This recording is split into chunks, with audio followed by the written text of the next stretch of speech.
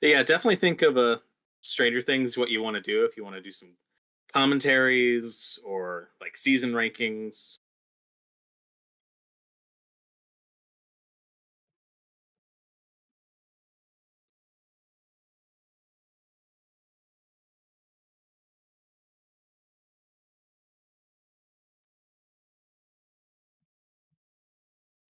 I think it's always so hard to tell.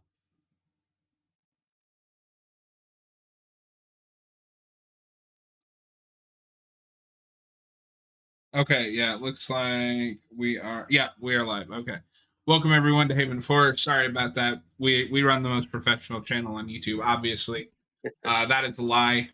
I am Subject 879, and I have Robert, a new co-host. He's going to be on a hopefully a little bit more going forward in the new year. Unfortunately, Hello Torgo there. could not make it. Hello there. Um, so we're gonna start Robert off with a basically end video. End of 2023. We've watched 10 horror films, or I've watched more than that, but we watched at least 10. And we're gonna talk about what the worst movies of the year were, and then the best movies. But as usual, we'll start with some honorable mentions. I don't know. Do you have any honorable mentions that you don't feel like fit in either of your lists? Um, let's see. For well, I have some honorable mentions for my five best. If you want me to list those off. Okay, yeah, we'll just start with any kind of honorable mention, whether it's good or bad. Go ahead and throw out an honorable mention. Yeah, I don't have any dishonorable mentions this year. I didn't see enough. But first one is a movie I did like, and it's not really. It's more of a thriller. I just thought I'd mention it. I don't know if you saw it. Missing. Did you see that one? I did not. It's from the people who made Searching, which I have not seen. I don't know if it's just the exact same movie, but I liked it. It's good. Didn't make my top five. It's more of a thriller than a horror movie, but I thought it was worth mentioning. And then my runners up that are the big ones that could easily make my top five. These are very interchangeable with the five I chose. I like these all.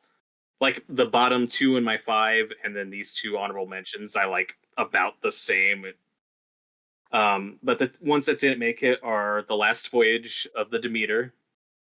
Did uh, I liked that one more than most did. Didn't love it. Obviously, didn't make my top five. I have some significant issues with it. I don't know if it made your five best or five worst. I don't know if we'll talk about it more in detail, but I liked it. Didn't make my top five. Do you have any comments on that one? I also like that movie quite a bit. It did not make either of my top list, but I will also give it an honorable mention. It's quite good. Okay. Speaking of Dracula movies, though, I will also just pick you out back off real quick and throw another honorable mention to Renfield, which I am counting as a Mm. horror film. I liked that movie quite a bit. Probably better than Last Voyage, but I think they're probably in terms of quality about the same. Okay, I did not see Renfield, and I completely missed that one to add to my because I also have a list of things I missed. Completely forgot about Renfield, and I still Don't haven't worry, seen that most one. people did.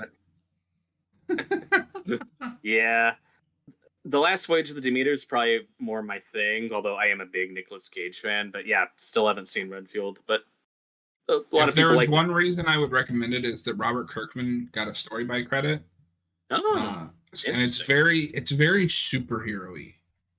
That's what I've heard. It's like it's kind of one of the best superhero movies of the year. I mean, that's not saying much. Yeah, I There think we were got maybe two good ones. two. Got two out of seven. Um, and then my final runner up, and this might make your top five. We'll see. And again, could easily switch this out with one in my top five. It was just kind of the mood I was in making this list today. My final runner up will be Scream Six, which I did enjoy. Okay. Um, it could ease it like I could easily switch it with the bottom two in my top five. I like a few of these like exactly the same. I like Scream Six quite a bit. It's not my it's far from my favorite Scream. As far as Scream movies go, it ranks pretty low for me, but I think that's a pretty quality franchise. It's Definitely not my favorite slasher movie of the year, as you'll see when we get to my top 5. But yeah, I like Scream 6. So I don't know if it made your top 5, but it did not. Definitely worth it. It didn't make either of my top lists. However, I'm going to give that a dishonorable mention. Ooh. I thought it was atrocious. Oh, really? The only reason it's not on the bottom of my list is I did see worse this year. Okay. I didn't remember if we had talked about that one. I like it, but it does rank lower for me as far as Scream movies go. I do have major issues with it, but for the most part, I really enjoyed it. Yeah, that's fair. There's parts I like about it, but it's just... I don't think the climax works for the most part. It's definitely one of the lamer villain reveals. It's just Scream 2 again. It is just Scream 2 again, to a fault. Without any of the actual like commentary of Scream 2, which is my biggest problem with the movie, is it's not actually saying anything. Yeah, they've really tried to shoehorn in this discussion of like shared universes and spin-offs, and it completely falls flat. It's unearned and not at all what the movie's doing. Yeah, I don't know how long we want to stay on Scream, but for all my issues with that movie, Sydney not being in it isn't one of them. I think it's fine that she's not in. See, I don't like either. We'll move on here in just a moment, but I don't like either of the leads in the new movies, which is a shame because I love Jenna Ortega. I think she's one of the best actresses around, but I think neither of the main girls have any depth to them whatsoever. They try really hard with not Jenna Ortega, but the other one. Sam. But I just don't care about Billy Loomis was my father. It's a dumb retcon, and CGI Billy Loomis needs to go away. Hey. Yeah, I didn't mind it. Okay, what's funny is I liked Jenna Ortega's character, Tara. I liked her more in Scream 5. I kind of wanted her to be like the main final girl. And then in Scream 6, I liked Sam more. I thought she was more interesting. I liked where we start off in that movie with her. So yeah, I will say I do like the core 4. It sucks for me. It sucks that we're not getting more of them, and that story isn't getting finished. It sounds like you don't care too much, but yeah, I probably wasn't going to watch 7 either way. Yeah, however 7 turns out, I'm probably not going to watch it, and it sucks. I will say, I say that now, but like if they do bring Neve Campbell back, I would watch it at that point. But yeah, I'd feel icky about it. Not that we need to get into that whole thing. So I'm gonna just throw out a couple here. Since I watched a shit ton of movies this year, more than I should have. So I'm gonna limit myself to 2 dishonorable and 2 honorable. Not for any particular reason, just if I went through all of my honorable mentions, we'd be here all night. So I threw out Scream, and then I'm gonna throw out, and I'm really shocked this didn't make the list of top 5 worst, but my other dishonorable is Winnie the Pooh, Blood and Honey. I don't know why I watched it. It was really bad, but there was enough in it that made me laugh that it didn't quite make my top 5. I don't know if you've seen anything about this movie, but I laughed for 5 minutes straight when they explained what happened to most of the what do they call them? The Pooh's friends. Mm-hmm. Do you know about this? I've seen it. Oh, you've seen it. Okay.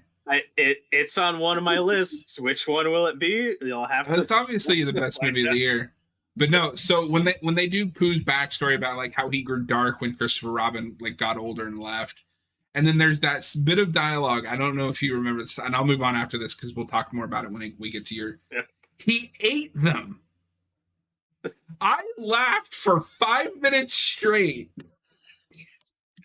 He ate one of them. The others, we just I don't. thought the implication was he ate all of them except for Piglet. I think they just ate Eeyore, but they're saving the others. No, you're right. They ate Eeyore, and which is I don't know. That something just broke in me. It was amazing. Was that Did you just watch that by yourself, or did you live stream? I did. No, I watched it by myself. That seems like a missed opportunity.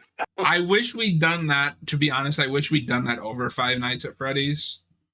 That would probably make for the better blind because commentary. we did a Five Nights at Freddy's commentary, and most of that was just us either being confused or bored. Mm. That did not make my list either, by the way. Okay. So you know what? I'm going to break my own rule. I'll give a third dishonorable to Five Nights at Freddy's. If you liked it, I'm happy for you. I didn't play the game, so I went into this as just a casual viewer, and I thought it was nonsensical and boring, and the twist at the end was really lame. And then for my top two, like, honorable mentions, I'm going to give one to When Evil Lurks. It's a Spanish horror flick on Shudder. It's gross and awesome, but also really dark. And unfortunately, it's been a minute since I've seen it, so some of it is escaping me at the moment.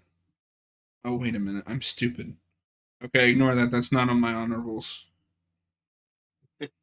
That is in your top 5? Yeah. So I give the Renfield one. The other shout out I'm going to give to is Totally Killer. I went into it expecting to hate it, but I really ended up enjoying it. There's some cringy dialogue. They have this weird reoccurring joke where the main character, because I don't know if you know anything about this movie, but it's kind of like Back to the Future, but as a slasher, because we keep doing that now. Yeah. But they keep doing this reoccurring joke where she like tries to force her 2023 perspective on 80s characters, and it's really annoying. But I thought other than that, it was a good movie. The lead actress is the girl from that Netflix Sabrina show. She's really good. Yeah, I have a list of movies that I missed, and that's one of them. That and When Evil Lurks. I have not seen those yet, so those aren't anywhere on my lists. I plan When Evil Lurks. When the reviews are coming out, I'm like, this doesn't sound that appealing to me, but people keep raving about it, so I'm like, okay, it sounds good. I'll probably watch it at some point. And Totally Killer was like, ooh, that's my jam. That sounds fun. I just didn't get around to it. Yeah. So I plan to watch it at some point. I'm sure When Evil Lurks is better, but I plan to watch those at some point. For a free movie on Prime, I couldn't complain. One thing I do just want to mention as well, this isn't an honorable or dishonorable mention because it was just kind of in the middle. I'm going to give it to, I guess, most disappointing award is Slaughterhouse. I don't know if you know that movie. I have not heard about this one. This is a first to me. Okay. So it's about a sorority that adopts a sloth. That is the slasher. It's a sloth. This should be great. It should be amazing. It's so boring. They spend so much time on these shallow sorority archetypes. However, just YouTube the sloth scenes because it looks like it's a mix of a puppet and practical. They are beautiful, and if the movie was more of that, it would have been one of my favorite movies of the year. I have a weird fascination with sloths. They're one of my favorite animals. Don't know why. Were you a fan of Ice Age growing up? Yeah, and Sid was my favorite character. Yeah, mine too. Well, it's Scrat. Everyone loves Scrat. Yeah, they're both great. I stopped after the third one. I've not watched past 3. I think I saw 3 once, but I didn't even like 2. Yeah, 2's not great. It's been so many years since I've seen it. I could not give you a educated opinion. All right. I love the first one. So, that's our next ranking is the Ice Age movies. You heard my favorite horror films. So what we're gonna do with this is we're gonna start with our top 5 worst. We'll go from the bottom, number 5, all the way up to number 1, the worst. So give us your number 5. Okay, my number 5, and I feel really bad putting this here because this is honestly more of a dishonorable mention. It's just here to fill a slot. I was right in the middle on this movie. I didn't strongly like or dislike it. It might be in your top 5 worst. We'll see. But I have A Haunting in Venice. Did you see that? I did. It didn't make either of my lists, but I am more on the positive side for that one. Yeah, I'm right in the middle on it because I like those movies. I thought it was slightly better than the previous one. I like those types of movies. It's like, I don't mind it. As a horror movie, it's not scary, but it's kind of interesting. It's got the vibe. It's got the vibe. I feel really bad putting this here. It is just to fill It a happens. slot. But I also didn't like it enough to call it an honorable mention either. Like if I was ranking every movie or every horror movie I saw, like this would be in the bottom half. Still, it would still be pretty low. But I don't have strong negative things to say about it. I think I liked it more than I did it. Like I said, but that is my number 5. I don't have strong opinions on it, but it definitely one of my least favorite that I've seen this year. So those are movies that I'd been putting off watching for a while, and then I had some free time, and I just binged all 3 of them. Nice. I love them. I've discovered that I'm Cool. a huge. I've discovered that I'm a huge Kenneth Branagh fan. I've always liked him, so that's cool. He's so good. Well, a lot of what carries that movie for me is him. Like he's just so good in that role. But I also recently watched his Frankenstein. I still need to see that one. I know it's very divisive. I'm gonna drop the hottest take on live on stream. It is better than Coppola's Dracula. Oh wow, that is a big hot take. I do not like Coppola. I do not like Coppola's Dracula. Well, I love that movie. So who knows? Yeah, I don't know. I'm definitely interested in it, though. It's been on my watch list for a long time. I know fans of the book Frankenstein kind of like that one because it's closer to the book than most adaptations. Yeah. But I also know it's extremely divisive. It's very over the top, but like I like over the top. Yeah, me too. I does the camera spinning around bother you, or did you not even notice when you were watching it? Yeah, I saw that in one review. They just montage through like all of like the camera spins, and it's so much. You're like, geez, because I know he's insane in that movie. Yeah, no, it's insane. All right, so my number 5 is it was really bad, but it's kind of just inoffensive, like just kind of like why did you make this bad? And me and Torgo watched it kind of as a meme, but then it kind of blew up in our faces because it was a bad movie. It is The Pope's Exorcist, starring Russell Crowe.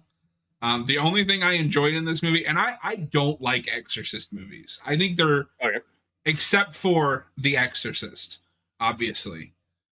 I just think they're boring. And it's usually just like, hey, remember the last 20 minutes of The Exorcist, but like as a 90-minute film? That's what this was. The only saving grace to this movie is Russell Crowe trying and failing to do an Italian accent. Just YouTube his scenes and you don't need to see the rest. It's one of the blandest things I've ever seen. I have not seen it. What's funny is when it came out, I heard some decent things about it. But I think all the reviews were coming at it from people who had seen so many of those bad Exorcist movies and then saw that one and were like, well, this is better than most of those. That was the vibe I was getting from a lot of reviews was, well, it's better than a lot of those other bad knockoff Exorcist movies, but it sounds like you disagree. I have not seen it, so I haven't seen a lot of them because I know that they're going to be bad. But it's also funny, like, I don't disagree with you. I think there is some degree of that. But it's really funny to be like, well, it's better than like the Exorcist Tubi edition. You know. Yeah. I guess it's good. That's where the bar is. Yeah, I have not seen many Exorcist movies. More maybe discussed later. You shall see. Yeah. But the only 2 that interest me that I still have not seen are The Last Exorcism and The Exorcism of Emily Rose. Those are the only 2 that sound interesting to me that I have on my watch list. I do want to check out the Emily Rose one. But because that's the one I think I've heard is more of like a court case drama, and that's what makes it interesting. It's not just Pazuzu. I do want to watch Exorcist 2 though because it looks insane. But you haven't seen that one yet? I have only seen 1, 3, and Believer, and we'll talk about Believer. Yeah, we'll 3 is almost as good as the first one. I love it. If you ask me like which one do you want to watch, I would probably lean towards more towards 3. But I love Brad Dourif. Like he's so good in it. He's so good in it, and like it's just it's just great. It's great. We can talk more about Exorcist later. What is your Uh, number 4, good sir? my number 4, and this is the last one that I'd say is filling a slot more than it is me strongly disliking. Don't worry, when we get to my top 3 worsts, those are movies I actually think are really bad. My number 4 is Five Nights at Freddy's, which Okay. it sounds. I had a weird viewing of that because I was pretty with it for a while. I was like, I'm kind of liking this movie. Uh, and I've never played the games. I'm aware of them. I remember when the first one came out. I watched a lot of reactions, gameplay of it. I know nothing about the lore, so I went in completely blind, very confused, like you, about a lot of plot details. It just didn't come together for me in the third act. I completely get why you'd find it boring. Um, for me, what got me invested pretty early on was Josh Hutcherson as the lead. I've always liked that guy. Interesting. Maybe you didn't like him in it. I can completely understand if you think he's boring or wooden in it. Like, I get it. I was pretty hooked with where we start with that character. I have some issues, but I just always like that dude. I always like seeing him in things. I'm a sucker for that type of sibling dynamic in stories. There was a lot I was into, and then the third act just didn't come together for me. There's a really obvious twist with who the villain is, and there were some big questions. I do you want to talk spoilers? We've done a commentary, so we can talk about it for a little bit. Okay, You're because right. I didn't like him in this movie. I thought he was a piece okay, of white bread. Although he did get the biggest laugh out of me out of this whole movie. I think it's the beginning that kind of sets everything up, where he just randomly tackles a shopper and starts beating the shit out of him. yeah, that's the part where I was like, okay, that escalated too quickly. Um, so was your first watch this like doing the blind commentary for the Yeah, channel? Um, okay, so I wonder if you missed some things because it's possible. Yeah. they set up the scene really well where he's in a mall or something and he's like looking in the distance he sees a little kid who's like by himself who looks lost, and then a guy comes up and like really forcefully grabs him and pulls him away, so he thinks this guy is abducting a child, and that's Oh why no, he I tackles him, remember that. I just, which is unintentionally hilarious. yeah, it was But just like, why didn't you just like tap him on the shoulder and be like, hey, what are you doing? exactly. So that was the part where I was like, okay, I would have done that differently. I'm totally with you there. I don't know. Do you have any like opinions on him as an actor, or was this like your first thing seeing him in? The only Like, thing I've cause seen him in besides this is the Hunger Games, and I think those okay. movies are okay. Yeah, I Um, like them. I'm not a huge fan. but he's also All right. just kind of like bland male protagonist man in those. Okay. Um, like I said, I just think if the story was stronger and came together better in Five Nights at Freddy's, it would have done for me because I like the animatronics. There's some fun stuff. Um, I don't know. Th- Watching this movie after watching another movie that made my list that pissed me off. Five Nights at Freddy's didn't piss me off. I was And that's kind of with fair. it for a while. Its context is a big thing. Is definitely a factor. And again, so this isn't my 5 worst. I should clarify. I'm not like debating this movie. It's still in my 5 worst, but I didn't mind it that much. You know, I enjoyed it more than I did it. It just didn't come together, um, which was a shame. But I wanted to like it more than I did. It's one of those weird movies where I get why it was a huge hit. Fans of the game seem to like it, and I also get why critics don't like it. It falls in that camp where I'm like, I think every reaction to this movie makes sense. I don't have a lot of hot takes No, here. and I will, Um, and I think part of why it didn't make my list is the animatronics are just too good. Like mhm.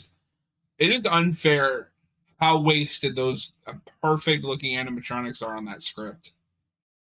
Yeah, okay. And now one thing I do want to talk about though before I move on that I think helped me like it more than you do is some people are upset that this wasn't R, that this was PG-13. That didn't bother me.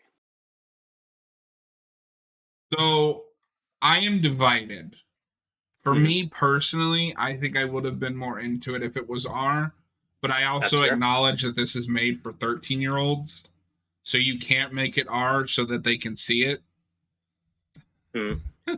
See, and this is a movie that gets away with that for me, unlike some other horror movies, like I don't know, like The Halloween. Carrie.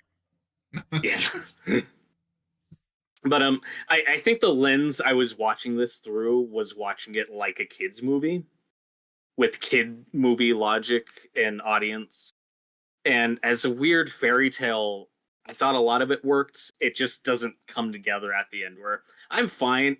Like there are just some logistical things that I can roll with through the lens of a kids movie and I'm not saying that to excuse it or to say like, oh, it's a kids movie. That means you can just have fart jokes or whatever. No, it's like there are questions that just adults ask when watching a movie that just kids just don't.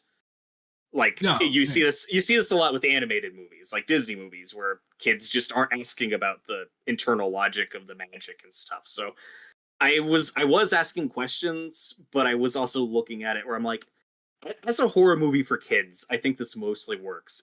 I just wish I just wish it had a stronger finish line. yeah. And that the story came together in a more satisfying way. Because the script isn't good. I didn't think it was terrible. I agree with you. The animatronics are definitely like the highlight of it. And Um, if I had to see that stupid fucking flashback one more time, I was gonna that was so. kick something. I It's really like like the. 5 times. Oh, it's because it's Five Nights at Freddy's. But it's like your movie's 2 hours because you keep copy and pasting this fucking flashback. Yeah, that I liked the flashback initially, and then Uh, we do it too many times. I agree. Yeah. So, All right. so yeah, Anything that's my else you number four. wanna? Okay. So my number 4 is reminds me why I shouldn't just watch random movies that I find on Hulu. Sometimes it's a hit, sometimes it's this. My number 4 is a movie called Clock, starring Never. Diana Agron. Agron, I don't know how you say her last name. And she I, plays a woman that's trying to get pregnant. And I'm sure you can imagine where it goes from there. Um, is a clock involved? well, her biological clock. Oh, okay. Now I get it. Yeah. She starts like going crazy and seeing things, and Mm, it's been there, done that. It's okay. tired. So, is this trying to be a cerebral thing? I think Like so. Yeah. it's trying to be like an A24 horror It movie. That's it's the vibe very it's going much the for. slow burn. Like, oh, isn't this crazy? And like, there's Okay. some kind of attempt of message of like how women see themselves, but it's just not good. Yeah. Well, I haven't heard about it, so that should say Exactly. something. What is Yeah. your number 4 or number 3? Okay. My number three is finally a movie I legitimately think is bad. Um, my number three is Winnie the Pooh, Blood and Honey. Uh, It's the best movie of the year. also can't say I hated it. I like slasher movies. I got some dumb enjoyment out of it. Like you, I got some laughs. The opening's prologue is great, but yeah, it's not good. It's Yeah, very cheaply made, some pretty bad acting. Still not the worst acting I've seen in that type of movie. There are a couple people who are okay, but they're no standouts either. Like you look at a Friday the 13th movie, like The Final Chapter, for instance, and I mean, you got Crispin Glover, you got Corey Feldman, you have quality actors in that, and then the not so quality actors. This one doesn't have any standouts. Some people are just better than others. I am of two minds with this movie. Either way, I don't like it. I did get mm, some like entertainment out of it, but there is a part of me that's also like, this isn't okay. Like, this is a property for children, yeah, that's and that's probably I'm not usually like that. I'm usually, hey, if you have an idea, go for it. I think this crosses a couple of lines. that is totally fair. Uh, And they It did it definitely, with the Grinch.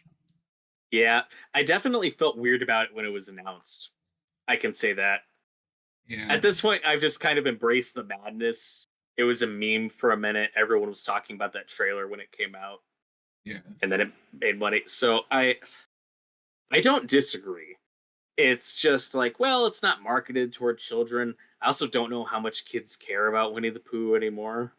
I mean, I did when I was a kid, but eh. Well, and you're right to that degree. It also makes me sad, like Winnie the Pooh just isn't the icon he used to be. Yeah. And if your perspective is like, look, I want this character to be pure and kind of preserved, I cannot argue with anyone who feels that way about it. Like I get it. So yeah, like I said, I'm not usually one to moralize or grandstand movies based on morality. Like, just make what you're gonna make. Hmm. And I mean, I did watch it, but I don't know. At the end of the day, it was like, what was the point? Like, what did you achieve making this? Yeah, it was a meme. It what it was a trailer that got everyone talking, which got them to see the movie, so it made money, and now they're making a sequel, and then everybody moved on. I, That's all I, it did. No one I really don't liked know. the movie.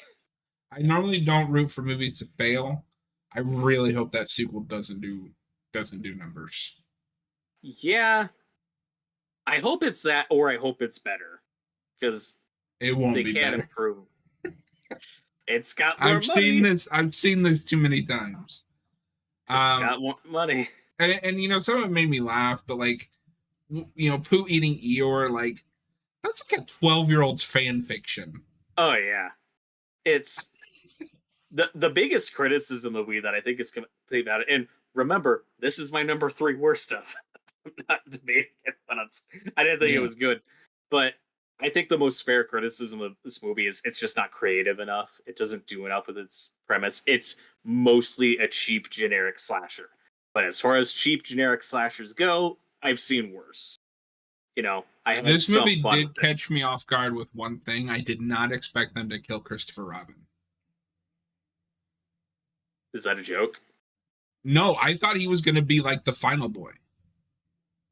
Yeah, but he lives. I thought he died. No, he gets away at the end. Oh, I remember him Sorry. dying. Okay, well, in your defense, the movie ends with him screaming a lot, and the girl who you think is going to be the final girl also dies, and she's killed in front of him, and then the movie just cuts to black in its credits. Oh, So that's right. I'll give you credit that the movie just kind of stops. There's a lot of screaming, and then the movie's over. But he doesn't actually die Yeah, on screen. but And he's the reason, totally dead, right? well, he's going to be in the sequel. The whole reason I remember this and I'm discussing it in detail is that I guess you didn't see this. They announced that that actor is not coming back for the sequel, so they have to recast him. Oh, okay. No, That's just an so article. That's an article I read like a week ago, so that's fresh in my memory. okay. No, I'm glad you mentioned it because I didn't know that. I went into that movie totally blind too, so it's just like I didn't even know he was in it. Yeah. Um, Well, I saw a bunch of reviews of it. I watched it pretty recently for this video, so I kind of knew everything I needed to know about it going in, and yeah, nothing surprised me. I can't wait till they introduce Tigger and it's just a dude in a tiger mask. Yeah.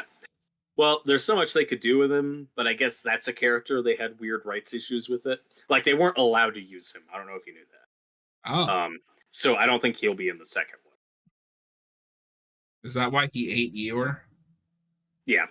Well, the other characters are mentioned too. Tigger is never seen or mentioned. I don't know if it's because he's the most profitable character or what, but that's the It one might. character they had rights issues with. Well, it might also be because he's the only one that got a spin-off. Yeah, that's true. I They wonder have if those there's. animated. I can't That wait could to be see it. Kanga. Or is it just Rabbit? Yeah. Or does he have a name? No, I think it's just Rabbit. Okay. That that's our next ranking is all the Winnie the Pooh direct to video movies. All right. So my Yeah, number three. that's my Cool. Yeah, it sucks. Don't watch it. yeah. I can't recommend it. watch like the kills on YouTube. Like I Yeah. never recommend that because I think you miss out on something. You're not missing out on anything here. No. Um, Yeah, not at all. so my number 3 is, well, if my number 4 was proof that I shouldn't watch movies that I just happen to find on streaming services, my number 3 is proof I shouldn't watch movies just because who's in them. My number 3 is called, I can't read that, All Fun and Games. I don't remember this one. So I watched it because the lead girl is Nancy from Stranger Things, Oh, cool. and it's got Asa Butterfield, or Asia, how do you say That his guy. name? Yeah. Yeah. And it's He used to be in basically, stuff. yeah, it's basically it's basically a ripoff of that shitty Blumhouse Truth or Dare movie from a Ooh. few years ago, Oh, where no. one of the kids becomes possessed by a demon that makes people play games for life or death. And I liked Truth or Dare. It's dumb, but I had a lot of fun with it. I want to see Wish Upon. Oh no. It looks so bad. So is this- Go ahead. Okay, so is this one of those movies that like a few years ago, pre-COVID, would have been like a crappy January release, and now it's just dumped on streaming? It's one of those movies. Yeah. Okay. So Gotcha. this kid gets possessed, and then somehow the demon jumps into Asa Butterfield, and so he gets to play edgy 18-year-old boy for an hour and a half, and he goes around making people play life or death games, but like children's games, but life or death versions. It's just Okay. lame. Did you know that he was almost Spider-Man? I did, and then you see I him would- in this movie, and it's like, how are you almost Spider-Man? Yeah, he was a solid kid actor. He was okay in some stuff. I remember because I was rooting for him when it was down to him or Tom Holland. I was like, oh, I don't know who this Tom Holland child is. I've never watched The Impossible or whatever that movie was called. I'm rooting for Asa or however you pronounce his name, and then he didn't get it, and I was mad. I don't know if you can see that, but that's him in the movie. Oh, poor guy.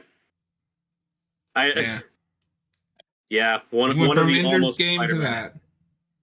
that. Mm. What is your number 2? Okay. I just didn't have much to say about that movie. It's just generic shit. Okay. Anything you can recommend? Any clips I should watch? No. Okay. Good to know. A lot of Hulu movies on your list. I'm seeing a pattern. Is that the second Hulu movie? No, that I paid money for that one. That's why I was more pissed. Oh, It was yeah. like $6, Well, but still. speaking of paying money, I had to pay money to rent Children of the Corn, and that is my number 2. Why? Because I needed to fill up this list. It's on Shudder. I don't have Shudder. I need to get it. Yeah, I had it for a while, and then I had to drop it. But that's You one of would've- those streaming. It would have been a better use of your money just to pay for Shudder for a month. It would have. Well, I mean, I rented like the cheapest version. I rented it for like $3 in standard definition, so it was the cheapest option possible to watch it. And So okay, I have seen half of this movie. okay, did you enjoy it? No.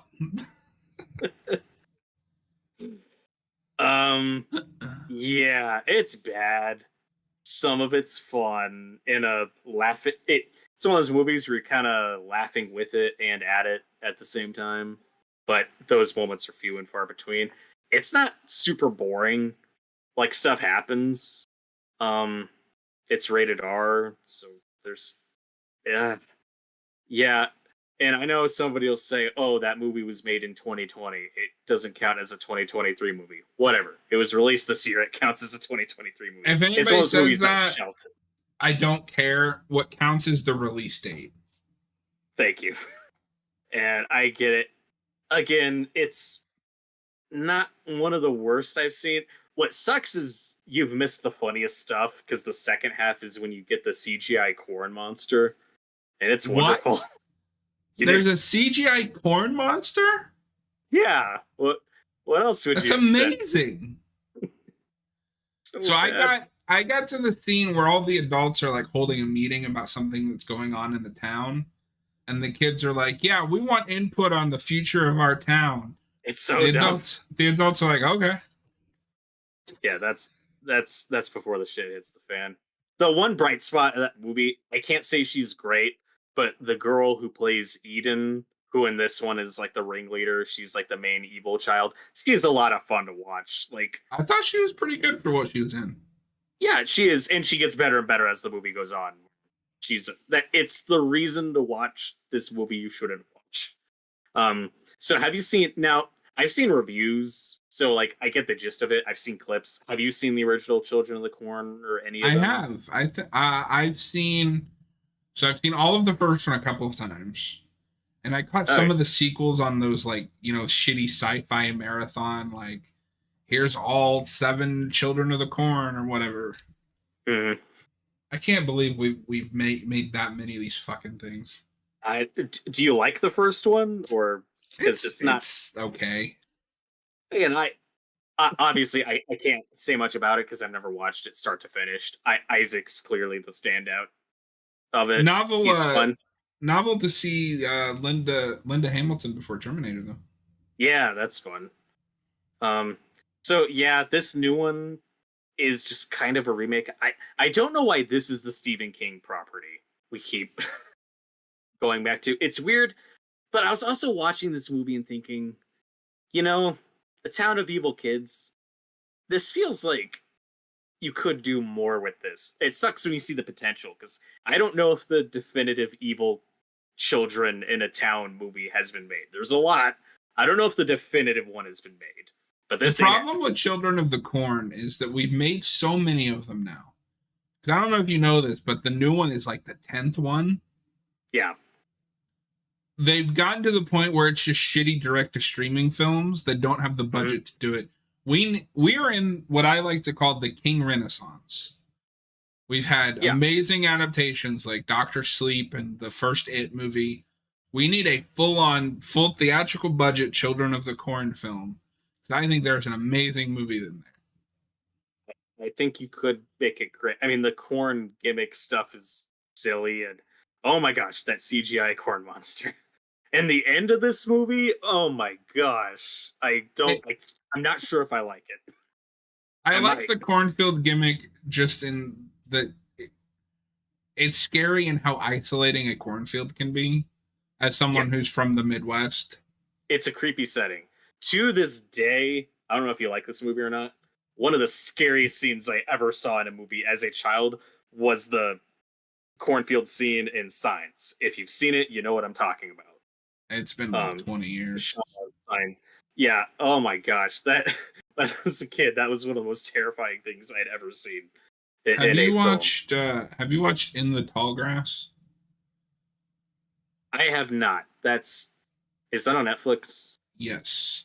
That That is is on. another Stephen King Netflix Okay. adaptation and it takes That place in a cornfield that and is it's on. fucking nuts.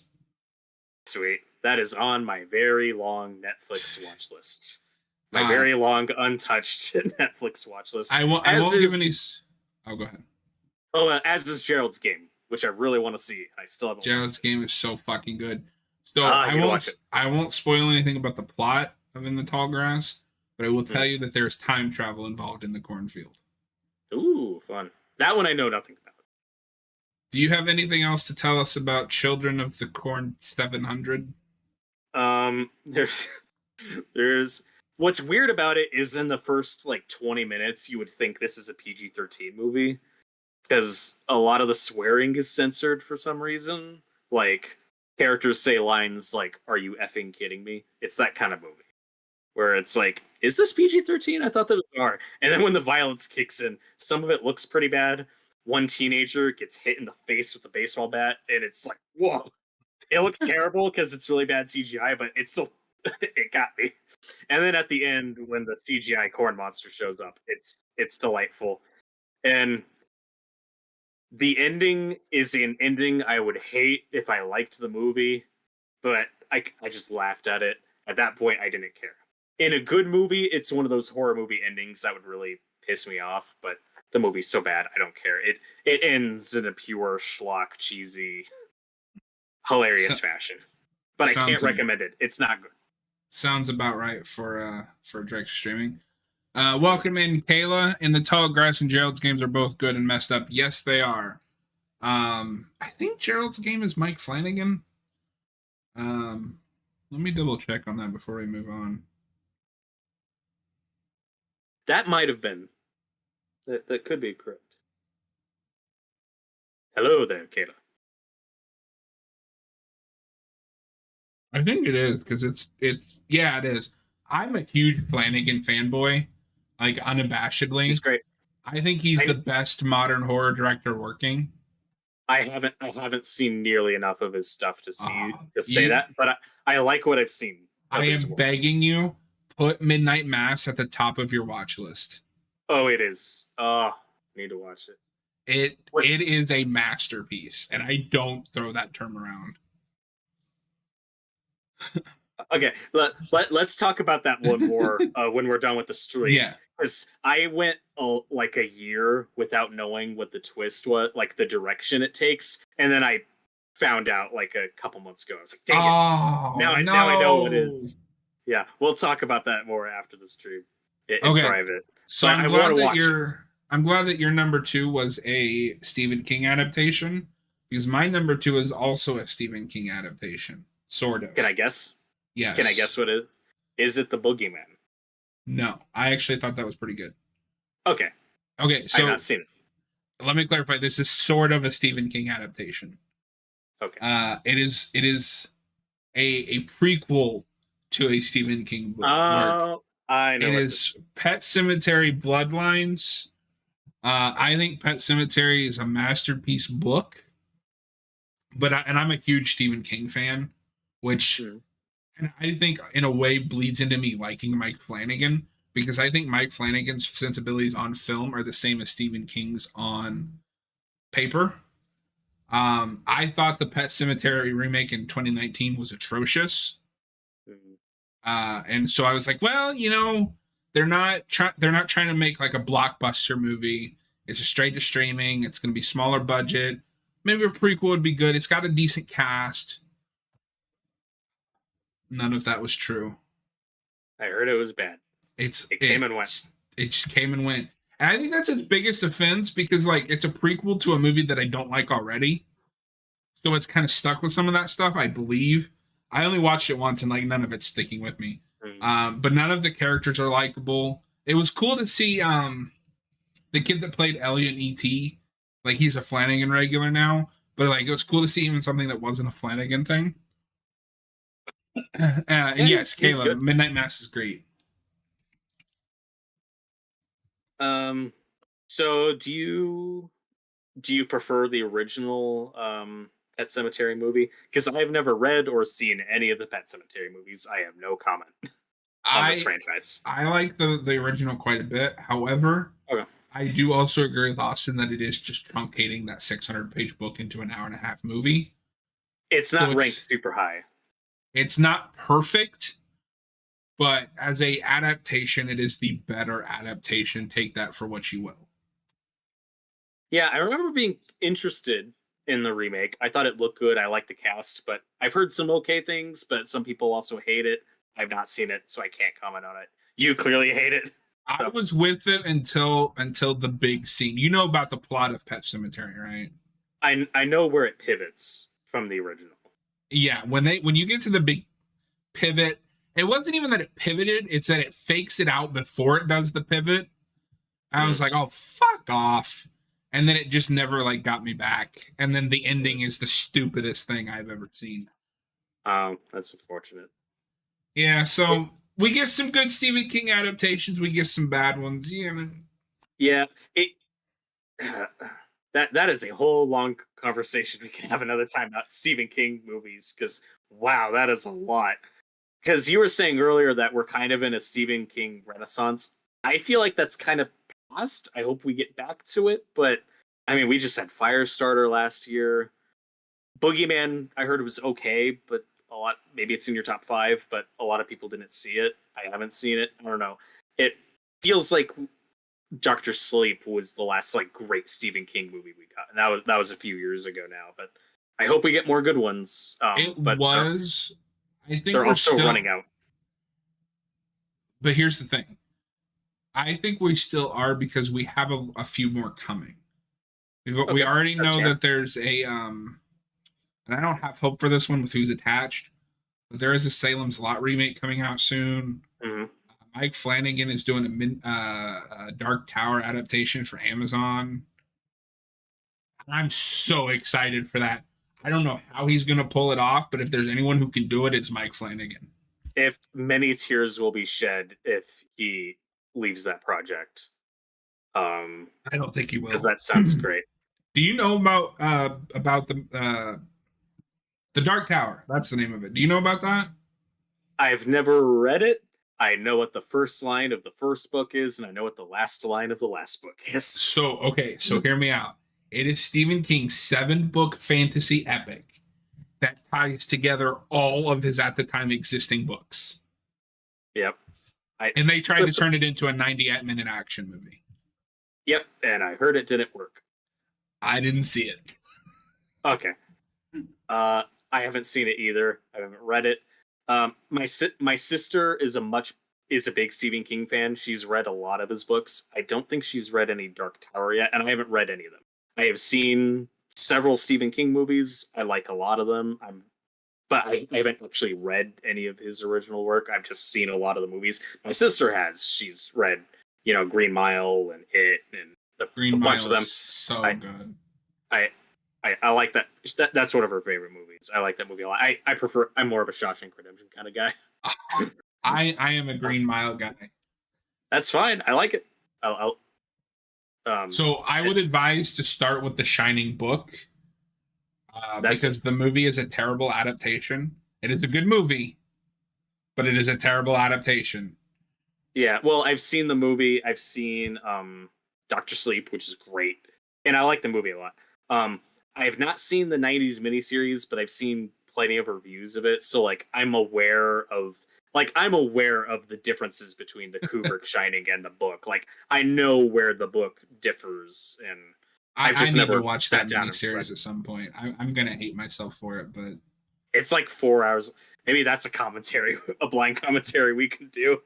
well, And I try to can't sit through it. complain because one of my favorite King adaptations is the 6-hour '90s miniseries of The Stand, and like That's I a said, popular it's one. 6 hours. That's also not a story about 3 characters in one location. True. That might Oh, and justify the running time.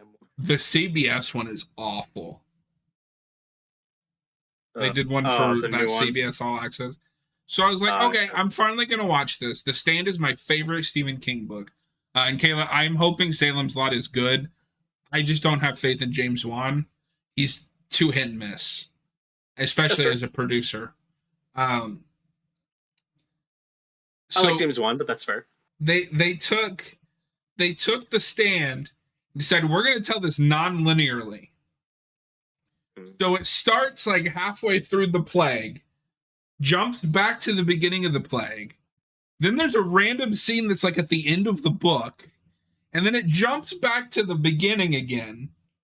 I was like, this is incomprehensible if you don't know what's going on. That sounds like a mistake. Yeah. One, in my opinion, they should not remake would be Misery. I love Misery. No, you don't need to do that again. As far as I remember, now, so I haven't actually seen Misery, but I have read the book. Okay. The book is wonderful. The book and the movie are very highly rated as far as King stuff goes. As far as King stuff I would read, my top 3 would probably be Misery, Shining, and Carrie. Are probably the ones I'm most interested in just sitting down and reading. I don't read a lot of books. I'm a movie guy, but those are the ones. Those are great picks. I would also recommend. I would also recommend The Stand, but that is a commitment. Yeah, it's 1,100 pages. I might give The Dark Tower a shot before that. I would read The Stand first because a lot of what happens in The Stand is the bad guy in The Dark Towers is the same bad guy as The Stand. It's all connected. I know that. It's all connected. MCU, my ass. We're gonna get the King universe. Watch. All right, so, good sir. What is your worst horror film of the year? I'm curious if we have the same one. Oh God, I don't know how long. I apologize for this being a long stream because oh boy, there's a lot to talk about here. Uh, do you want to guess what my number one is? Is it The Exorcist Believer? Correct. That is also my number one. Woo, we did it. We aligned on Uh, something. I think this movie is embarrassing. Yep. Now, I just want to preface this for anyone watching. If you like it, I am extremely happy for you that you could enjoy this. But I'm going to give my unfiltered opinion about this movie, and I hated every minute of it. And that's how we're going to be talking about it. Please feel free to let us know what you thought in the chat or in the comments if you're watching after the fact. I would love to hear your opinion. But we're going to probably tear into this one. Yeah. Well, it also sounds like we might differ a bit because I didn't hate the first third of this movie. I didn't think it was a great Exorcist sequel, but Okay. positives I will say, and feel free to disagree. Because don't worry, we'll get to where this movie really pisses me off. Acting, I think, is mostly good. It is a competently shot, produced movie. It is a more competently made movie than Winnie the Pooh, Blood and Honey. I would rather That's rewatch. where the bar is. I would rather rewatch Winnie the Pooh, Blood and Honey. Like, and I think where we might differ on this one is, or maybe not, because I see potential in this movie. I don't hate everything about it, but even when I try to fix it in my brain, what I'm left with is an okay movie that doesn't need to be an Exorcist sequel and can just be one of the 100 Exorcist knockoff movies. That's like the best case scenario I see for this movie. Is just one of those is like the Pope's Exorcist. Is just one of those other Exorcist movies because I thought there were some potentially good ideas here that are not well executed. And holy crap, does this movie go off a cliff in this? The second this movie becomes an official Exorcist sequel is where it completely goes off a cliff. Any goodwill you might have had or liked about the first half, because again, positives. When the girls are missing, it's kind of engaging. It's if you need a quick plot synopsis, there's a dad who has a girl who goes missing and her friend goes missing. They're gone for 3 days. Obviously tense. It's a bad situation. And then when they come back, they're possessed by the demon, and it's the Exorcist again. When it's just a missing persons Remember movie, The Exorcist? and it's not the worst of those types of movies because it's not like nonstop callbacks or Easter eggs, but it's also just The Exorcist again. No, That's but like the problem 2/3 of with this that is movie. when we do a callback to it, it stands out because it doesn't fit in the scene. It's just, I remember that. And just for the record, I am perfectly okay with member berries as long as they're integrated well. In fact, one Me of too. my top 5 of the year has a lot of those, and I think most of them are awful, but it's still one of my favorite movies of the year. Okay. Yeah, I agree. I'm not usually put off by Easter eggs or member berries, if you want to call them that. That's not usually a problem, and I'll give this movie credit for not doing a ton of those, but it does a couple. They're not good. And do you see what I mean? Where it's like, okay, you have parents missing children. That's scary. They're gone for a few days. They come back, and then okay, the best hypothetical version of this movie, it's like it doesn't need to be an Exorcist sequel because it's just the first movie again. That's not enough. So Like, I can and definitely see where you're coming from. My problem with the first half is A, we don't get to know the girls nearly long enough before they go missing. And correct. B, the entire first half is the plot of every shitty straight to streaming horror like mystery thriller you've seen with Morgan Freeman or Bruce Willis. It probably is. And I was just like, okay, like, you know, it was mostly inoffensive at that point. I was just like, okay, well, what are we doing here? Like, I can't help but compare it to The Exorcist, where it really takes its time to let you get to know the girl that's possessed, so that you're more in tune, like liking her when these characters all have to decide what we do with her. So when you get to the possession stuff, I was already like, well, I don't care. Like, I don't know who these people are. And some of this I may have forgotten, so feel free to, to fill in some gaps when I forget something. But when it lost me was when they do the Halloween Kills Evil Dies Tonight, but for a possession. I was like, Body in the Blood. That was hysterical. It's not supposed to be, but it is. The body of the blood, the body of the blood. That was all over the marketing for this movie. They thought they of course it was. But when they gathered the entire town to do an exorcism instead of, call a priest, I was like, fuck off. I saw this 4 years ago with Halloween Kills, and it wasn't good then either. No. Okay. So, where do we start? There is a lot to unpack with just this. Strap in. This will take like an hour. So, there's a germ of a good idea for an Exorcist movie, where it's that thing where the concept that it's not about what you believe, it's how hard you believe it, and the coexistence of religions needing to come together. You can try to make that work. I'm intrigued. That does not work as an Exorcist sequel. Exorcist. Demons are real. Catholicism is the thing. Got it. This does not work with that. And again, there's a germ of a good idea. It's about faith. It's about people, but it's about family. And that's what's great about it. Exactly. But it's not even about that. It's just about a group of neighbors who are just like, let's just try this. Like, it's not what I'm talking about. Isn't really even what the movie's talking about. And it's like, what religions are even brought up in this? Like 3? There's like a Christian, a Catholic, and someone else, and I'm not really familiar. But like, it doesn't even go like. Also, if you're gonna be schlock, because if you're gonna have like 50 different people in that room practicing different things, that could be potentially hilarious. But they don't even go all the way with that theme. Like, do you see what I'm talking about? Yeah, and I mean the problem with that is. Like, I don't know if you watched the Red Letter Media video on this, but I did. It's hard not to quote that. Mike brings up a point: is exorcisms are specifically rooted in one specific faith. When you bring when you bring in other faiths, it's not an exorcism anymore. It's just a bunch of people screaming at these little girls.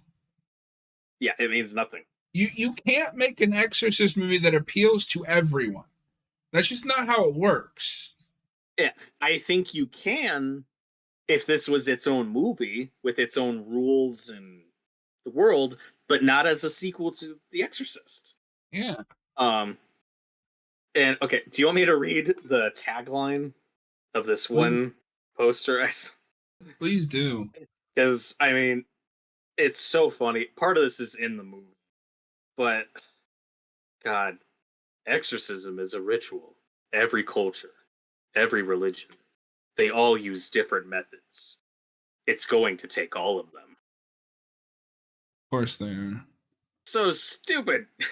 And that's in the movie, and that's in the trailer when they try to like amp you up, where it's like, it's gonna take all of them. Like it's an Avengers movie. I am so tired of like trying to turn horror movies into superhero movies. But you liked Renfield.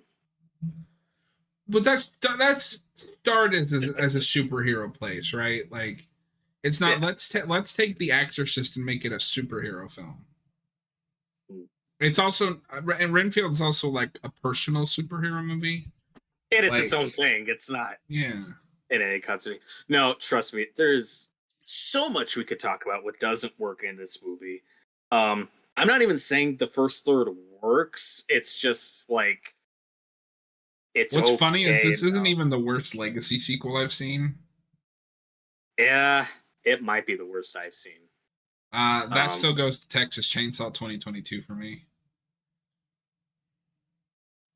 yeah, that's fair. This movie pissed me off a lot more than that movie did.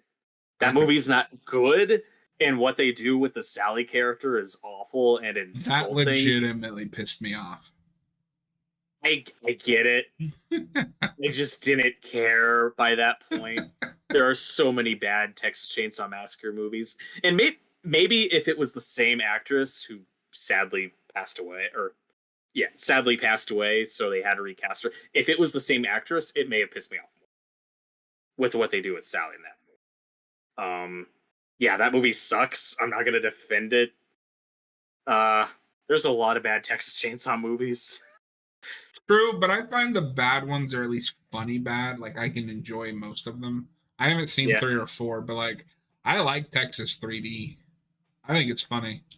it's very funny. That is one of my favorite bad movies because I think that movie's terrible, but it's funny. Do your thing, cuz. Oh god, it's so bad. It's so bad. Oh my um gosh. so the So thing okay, that so moving back to Exorcist, the thing that broke me yeah. with this movie, and I want to know how you felt about it, is the demon gives a choice to the one dad, just the one dad, and says you have to pick which one of us goes to hell and which one of us is set free. So he naturally picks his daughter. And I guess fuck the other guy that doesn't get a choice as his daughter sent to hell. I the way I read the scene was it was getting posed to both dads. He was in the other room, wasn't he? Okay, I'll try to kind of walk you through the scene when they first post because I'm sure I've seen this movie more recently than you have. Yeah. So it's a little more fresh. So the question is first posed, and I think they're both in the room. And first, our main dad, the single father, is like, nah, I'm not gonna make that choice.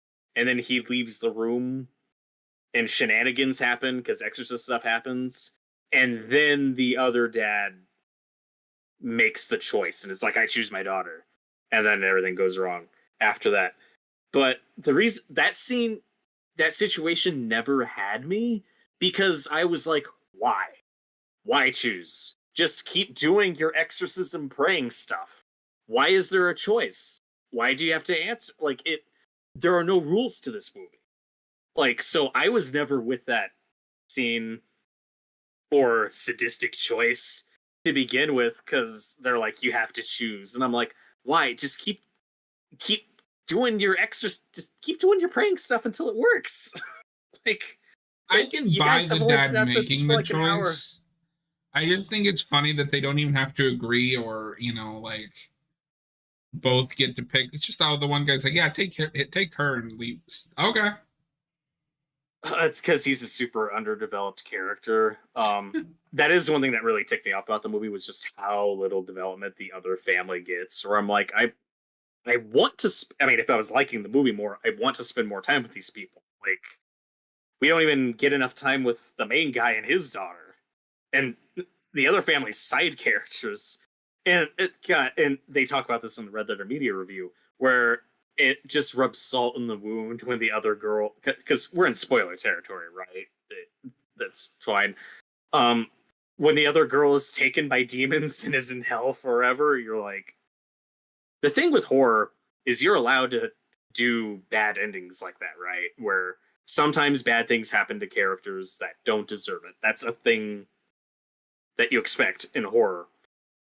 But you got to earn it and you got to spend enough time with it. Like, And this you movie's have, nothing. it's nothing. You have to either make us dislike the character. So when she's in hell forever, it's like, okay, well, she made choices or whatever. I'm not too upset about this. Or get us really attached to her. So when that happens, it's really tragic. It's really tragic. Or you could do it in the middle where she dies, but you're at least vague about her fate. Like, maybe she's in heaven. You know, because what's weird is the movie is going for a bittersweet ending where it's like, well, one girl died, but the other girl lived, and you got to take the good with the bad. The movie's going for a really sappy, bittersweet, emotional ending, But 5 minutes ago, I just saw that girl get pulled to hell by demons, so I know she's in hell forever. This isn't ambiguous. That's what the movie told me, and I have to live with that now. Yeah. And the movie's like, they'll move on. It's fine. And I'm sure they're probably going to bring her back in one of the sequels they have planned, because this is the start of a trilogy. Did you have that thought? I don't know how you make a sequel to this movie. I think the sequel is going to be them trying to resurrect the girl that died. I think that'll be part of it. And they'll work in Reagan some. I think that's the only thing you can do, but it's like, why? But why, though? Yeah. If do you this agree even gets a sequel, because this bombed hard. It did. It made more money than you think. Okay. For the budget of this movie, it turned a profit. But that doesn't factor in the $400 million they spent to get the rights to make this trilogy. So it's still far from making its money back that they're hoping the next two movies make, which I sincerely doubt. They need a new director. Gordon Green, he's not the guy to do this. No. And we were talking about this earlier.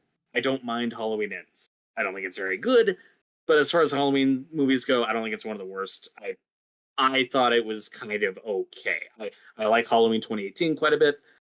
And even I was like, I don't want this guy to make an Exorcist movie. I don't need another Exorcist movie. I have Exorcist 3. I'm good. You know, I mean, if you announced that Mike Flanagan was directing this movie, I'd be intrigued. I still wouldn't be asking. I'd watch it. I wouldn't be asking for it. I'd rather see him make something else. You see what I mean? Like, I wouldn't be. He's already made the best like ghost thing ever, The Haunting of Hill House. So good. I still need to watch that. Set aside 20 hours, watch Haunting of Hill House, and then Midnight Mass, and you can thank me later. Yeah, I really need to see Midnight Mass is high on my watch list. But yeah, like I am not excited for the rest of this trilogy. This was a mistake. And in my review, I called this Tubi Presents the Exorcist 2. And I stand by that. Well, and part of why I didn't hate the first half as much as you did is not to get into specifics, but this movie does go to a few kind of uncomfortable places. So I was like, okay, this at least isn't PG-13 Exorcist. There's still some uncomfortable stuff they're touching on. But then you get to the back half, and it's so sanitized. It's just generic demon talking. There's nothing super edgy or uncomfortable. And one of the things that this movie does, that all those stupid other Exorcist movies do, is, like you were saying earlier, like, for people who haven't seen Exorcist, what they know is the last 20 minutes, right? Like, the last 20 minutes of that movie is what people know. What they don't see, who haven't seen that movie, is the build-up to Reagan looking like that. We see her cutting herself. She's not bathing. She's vomiting. She has pus. Like, there is a slow, gradual transformation to her looking like the demon-possessed Reagan that we all know. In this movie, just one scene later, they just look like possessed demon girls. I don't even remember when they got some of those scars. Like, it's just like a light switch. Like, it just rushes through a lot of stuff. Did you like when the priest's head went 360 degrees? Do you remember? It didn't look terrible. It looked pretty bad. Nah. Well, and again, this movie has no rules. Like, they can just do that. Like, yeah. But God. So is that the scene you were talking about earlier with like the callback? Like is that the really bad callback you That's were that one, to? And then I think they do the Your Mother Sucks Cocks in Hell, or they do a variation on it. Yeah, they say that Reagan's in hell. Yeah, it's like, how do you know who Reagan is? So since you mentioned Reagan, that wants me to bring up the last thing I have to say about this movie, and this is just a complaint with these legacy sequels in general, and this starts with Star Wars, funnily enough. Can we stop bringing back like characters you like and they're just miserable, pathetic, stereotypical versions of themselves? It's a trend that needs to stop. I was over it with Luke. And then I was over it with Dewey, even though I liked Dewey in Scream 5 well enough. I hated it in Texas Chainsaw. Yeah, that was awful. And this one I'm like, okay. So your excuse is that she wrote a book about things that Reagan's not supposed to be able to remember. And then Reagan's just like, okay, bye, and left. Yep. Why would Remember you write that book? I don't buy that this character would write that book if it makes her daughter feel like that. Yeah, if we need to talk about this movie for just 5 more minutes, it's how much this movie ruins Chris McNeil and what a disservice it does to her. God, what a waste. And She didn't even do anything. She just gets her eyes stabbed out. it's so terrible. And I agree with you. I don't buy that character going there. Like, remember when The Exorcist had a nice bittersweet ending where she got her daughter back and it's a blessing that she doesn't remember anything? Why would she write that book? Why would she investigate exorcisms and become an exorcist expert? But she's not an exorcist. She's just an exorcist expert. And I guess we should bring up the line everybody's making fun of because it's stupid. Yep. I wasn't allowed in my daughter's exorcism because of the patriarchy. What are you talking about? You hired them. You were not a priest. It wasn't because you're a woman, it's because you're not fucking qualified to be in the room. Yeah. You weren't in the room because you're not an exorcist. And oh, by the way, the exorcist and the other priest, yeah, they freaking died saving your daughter. Yeah, now you're talking shit about them. What it reminded me of, and what's I think is the worst, I'll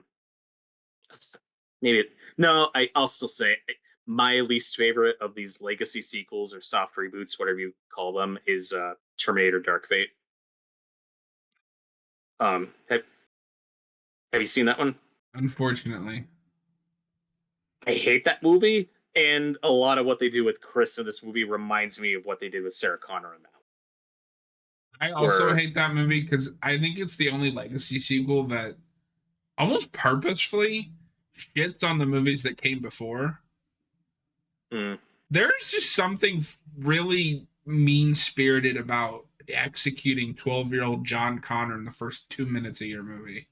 Yeah, and don't tell me that's cool because the movie's got balls when the next 2 hours of that movie is just Terminator and Terminator 2 again. Yeah, It's it's the just same remember movie. I hate that movie. the moral of the story is, can we just stop with Terminator? It doesn't work. The anime might be cool because that's a show. Not So excited. what? There's an anime coming out, I think, for Netflix. Oh, It's going to be a series. Could be cool. I think it's set in the future, which is Just no more movies. No more movies. Do you agree with me that I think it is horse shit that everyone was calling Dark Fate the best Terminator since the second one? Do you agree that that is an awful take? Yeah. It's not even better than 3. 3 is better. Salvation's better. Maybe not Genesis. I But haven't Dark seen Fate is not. Genesis. I haven't seen it either. No, I would I've rather seen watch Dark Fate. 3 or 4. Yeah, that ballsy opening of Dark Fate, some people might like. Yeah, well, 3 did it better. The ending of 3 is better than anything in Dark Fate. I hate that movie. All right, good. So, is there anything else you'd like to say about our number ones before we move on to a more positive Well, best movies? It just reminds me of what we did with Sarah Connor. Where do you remember that awful scene in Dark Fate where she's like, yeah, and then they'll tell you about how important your womb is because you're going to give birth to some man who's going to save the world. It's like, why is she angry about this? This never bothered this character before. And they do the same thing with Chris McNeil in this one where she's like, I wasn't let in the room because of the patriarchy. It's like, you weren't in the room because you're not an exorcist. And then they died saving your child. It's forced. I don't want to say wokeism because I think that term is dead. Yeah, It's people, forced, please stop using that word, people. It means nothing. Stop. It's forced trying to say make something. people angry that are into that shit. It's made for people that haven't seen The Exorcist, and that's part of why this movie fails. It's like, is this trying to be a sequel to The Exorcist, or is it trying to be to bring in a new generation of Exorcist fans? Because it's not succeeding in either. And I think that's a large problem with a lot of these legacy sequels. Is oftentimes it feels like it's made by people who actively hate the property that they're making, or they're not making it for the right audience. Let's use your example of Dark Fate. That should not be made to bring new fans into a Terminator movie 6 movies in. That should be for like me and you. We are Terminator fans. Make that for us. Mm-hmm. And one of my top movies of the year is one of my top movies of the year because they do just that. Yeah. And in my opinion, Scream 5 is one of the better examples of that. What they do with Dewey in that movie is really sad, and a lot of me doesn't like it, but David Arquette is so good and charming in that movie. I'm able to roll with it, and at least Sydney comes out of that movie unscathed, which is why I'm not mad that she's not in the 6th one. Where it's like, she's you don't the best need to keep... final girl. She's the best final girl, and you don't need to keep bringing her back. Whether you like the new characters or not, you don't need to keep bringing Sydney back, I don't think. My problem with them in 5 is it's like, you can tell they clearly didn't know what to do, so they just did the same thing we do every fucking movie. they do. I could let that one slide. Yeah, it's not the biggest deal. And I don't hate that movie. And I like that movie. I don't love it, but I like it. But yeah, even if we may differ on some of these soft reboots or legacy sequels, you know, some I think work better than others, but I agree that I am over this trend. And I think I think Exorcist Believer is one of the worst of them. I think this is what breaks the camel's back. It might. It's really bad. So while we're on the topic of soft or legacy sequels, you want to know my second hot take for the night? Halloween 2018 is the best Halloween movie. I mean, I think it captures what John Carpenter is trying to do with Michael Myers, and he succeeds, don't get me wrong. But I think it is the best representation of, this is a man without purpose that just blows through town and does whatever the hell he wants. He is the shape of evil. I think it is the best representation of that we've had on screen. What's this? I think your channel was just flagged. You're getting suspended for your hot Halloween take. I'm kidding. Oh, God damn it. Fuck you. No, I don't strongly disagree. I mean, the first one's my favorite because, I love the original. But if I were to rank Michael Myers' portrayals, I think Halloween 2018 comes on top. That scene where he's just like walking through houses, it is perfect. It's so good. And I know the long takes are popular now, and that's the trendy thing to do, and some people are sick of them. I will take long, smooth takes over quick cut, shaky cam crap any day of the week. If this is the trend, I accept it. Daredevil made it popular. I do like that movie. Yeah, it's great. Too bad, and I like Kills well enough, but it's like 7 steps down. It's not a great trilogy. Why? Okay, we may differ on Halloween Ends. I do not know why after that movie you announce an Exorcist trilogy with that director. Why is that a good idea? I don't know. And Danny McBride, who I think is talented, how does he let lines like, they didn't let me in because the patriarchy? How did that make the final cut? It's so bad. The problem with Danny McBride and David Gordon Green is somewhere between Halloween 2018 and Halloween Kills, they decided that they have to make important movies with a message, and they sacrificed everything else for the message, but they don't know what the fuck their message is. So it's just a lot of grandstanding about nothing. And there's a way to do that right. You know, there's a way to pull that off. Yeah. God, look at the Romero movies. Mm-hmm. Great example. Dawn of the Dead, the original, one of my all-time favorite movies. Top 5 easy. Yeah. All right, good sir. Whoa. What is your number 5 best movie of the year? Okay. Oh, I'm running out of steam. I don't know about you. I know. I got I too feel worked up about The Exorcist. I, I I'm gonna be mad because I'm gonna think of stuff later like, oh, why I forgot to bring that up. There's so much more we could have talked about with that Of movie. Uh, course. yeah, I didn't know how long this was go, so I apologize if I'm rambling too much. You're Um, fine. We just kind of go until we're done. okay, so my number five, and keep in mind, I could easily switch this out with one of my runners up, a Scream 6 or Last Voyage of the Demeter. I like all these about the same, but my number five is Eli Roth's Thanksgiving. I liked it. I almost rented that today. I might do that this Uh, weekend. I haven't seen it so, yet. So okay. this is one I'm going to request no spoilers on since I haven't seen it, but feel free to give a spoiler free thoughts. I think it is a fun slasher movie. We have discussed in private like that era, that very specific era of like the modern slasher movie, but like the hardcore ones, like the Silent Night remake, the Friday the 13th remake, My Bloody Valentine 3D, like that specific era of 2000s slashers. This felt like a throwback to that, though not as hardcore as some of those, which is weird because it feels kind of tame for an Eli Roth movie. Interesting.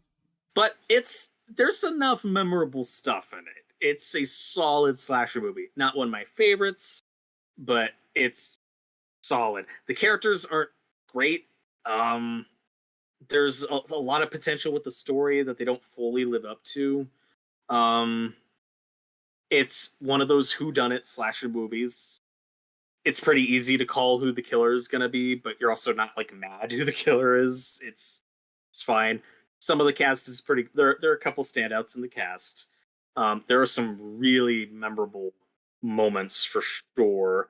It can be a bit slow in some places. Like I said, that as a who done it, it's pretty easy to figure out who the killer is and what their motivation is. And for an Eli Roth movie, it is not as extreme and hardcore as you'd expect. But I'm also not a huge like gore torture porn kind of guy. So as a I can throwback already slasher tell our number movie, one is going to be different. ooh, interesting. I I honestly can't predict what your number one is, but you might be surprised. You might be surprised with some of my top five though. It depends. We'll get to it when we get to it. But yeah, Thanksgiving, I thought it was solid. It's one of those where the sequel could be better or it could be worse, and it's like, well, at least we have the first one, but there's room for improvement. Um, and I'm glad it's getting a sequel because it's a fun movie. I'd recommend it if you like slasher movies. It's not That's the good. best of this type I've seen. And maybe we'll differ. I don't know. It depends. It's definitely a movie that just kind of depends on what you're taking into it and what you want out of it. Um, but as a slasher movie, I thought it was solid. I liked it. Like I said, I liked it about as much as I like Scream 6 and The Last Voyage of the Demeter. Any of these could be switched, but it's a solid slasher movie, and it feels like we've been getting a lot of these recently, which is kind of fun. Yeah, that's cool. So, I've always thought Eli Roth was a very promising horror director. That career just did not live up to the expectations. Because I think that first Cabin interesting. Fever is a very good flick for its time. Mhm. I quite enjoyed. I don't know if you've seen that because you're not a big gore guy. And that's a very gory like. It depends on the type of gore. I We'll get to it when we get to it because there's more to discuss later. But yeah, I don't know. It depends on the mood I'm in, and it depends on like the type of movie it is. Have you seen Cabin Fever? I've seen parts of it. It doesn't look. I've seen some reviews of it. I've seen clips of it. I don't know. It doesn't seem that appealing to me, but I'll probably check it out at some point. It didn't look bad. I will say I'm aware of Eli Roth's reputation for like really hateable characters. That's kind of his thing. In Thanksgiving, he doesn't do that. Most of the Interesting. characters in Thanksgiving aren't like the worst people ever. There are a couple, but the downside is none of them really stand out. Like, there's not a great final girl. There aren't like really big, like, ooh, I really like that character's really likable. So that's, I'd say, where the movie is mainly lacking is really likable characters. But other than that, I think it's a solid, fun movie if you like that type of throwback slasher movie. Cool. So that's cool. my number 5. Yeah, so Cabin Fever has to this day one of the most disgusting things I've ever seen in a movie. I don't know if you've seen the clip, but there's a scene where this girl is shaving. You might have heard this because I think it's Oh rather yeah. infamous from the movie. And she's got the virus and just like shaves her Ugh. skin right off. It's disgusting, and I love it. So my number 5, my number 4 and 5 are kind of interchangeable. I just kind of put them in the order that I saw them. My number 5 is the movie I mentioned that has really obnoxious member berries, but I didn't care because I liked the movie enough. It is Evil Dead Rise. Interesting. I've said this on camera many times, but I don't know if I've told you. Evil Dead 2 is my favorite film of all time. And I think it's objectively the greatest movie ever made. yeah, it just is. Just deal with it. I think Ash is the greatest protagonist in horror movie history. So I was super excited. Okay, I won't say super excited because I had my doubts. Because Evil Dead without Ash, I'm just like, I've seen that. I like the 2013 movie, okay, but it's just fundamentally not what I want from Evil Dead. Have you seen Rise? Yes. Okay. I guess I'll spoil. It. That is my number 3. Oh. I'm actually surprised that ended up higher than yours. Though, I mean, you've probably seen some of the good ones from this year that I haven't seen. I liked Evil Dead Rise quite a bit. I don't know if I like it more or less than 2013. It definitely gets points for doing more of its own thing than 2013, but I like 2013 a lot. Like, full disclosure, even though I'm wearing a Jason shirt, Evil Dead is my favorite horror franchise ever. It's the best one. I love that entire franchise. It's so good. I love it so much. And so I think like Rise quite a bit. So I think Rise is the perfected version of 2013. That's right. This is as good as dark and serious and gritty Evil Dead is ever going to be. Mm-hmm. And I think it takes quite a bit from 2013 in some ways, while also taking from the originals. Probably the second best Deadite performance in the entire franchise. She's so good. She's great. I want to say best, but I don't know if I can put her over Henrietta in Evil Dead 2. Yeah, Ted Raimi. Ted Raimi's just so good. Someone's in my fruit cellar. It's so good. But I think the two leads are fantastic and play off of each other well. I think all the kids are interesting enough that I feel bad when they are horribly mutilated. They're very likable. And then I'm shocked because this. So I want to rewind to when you said, people say Terminator 6 has balls for killing John Connor at the beginning. No, this movie has balls. With the shit they put those kids through, like the one that's eating glass and it like zooms into on her throat as the glass is going down. I saw this in theaters. This is the only movie I saw in theaters this year. I don't go to the theater very often. But I made an exception because I love Evil Dead. I was anxious the entire time, and I've never had that happen.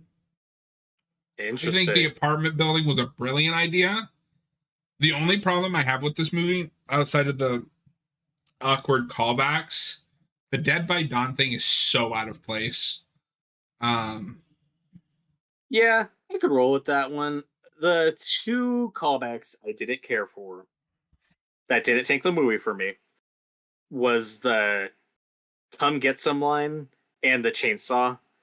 I didn't need a chainsaw in this movie. I would have preferred a different weapon. So I'm 50% with you there. Okay. I did not like the "come get some," and I think that's because I don't think anybody but Bruce Campbell can deliver that line and make it sound good. It's hard.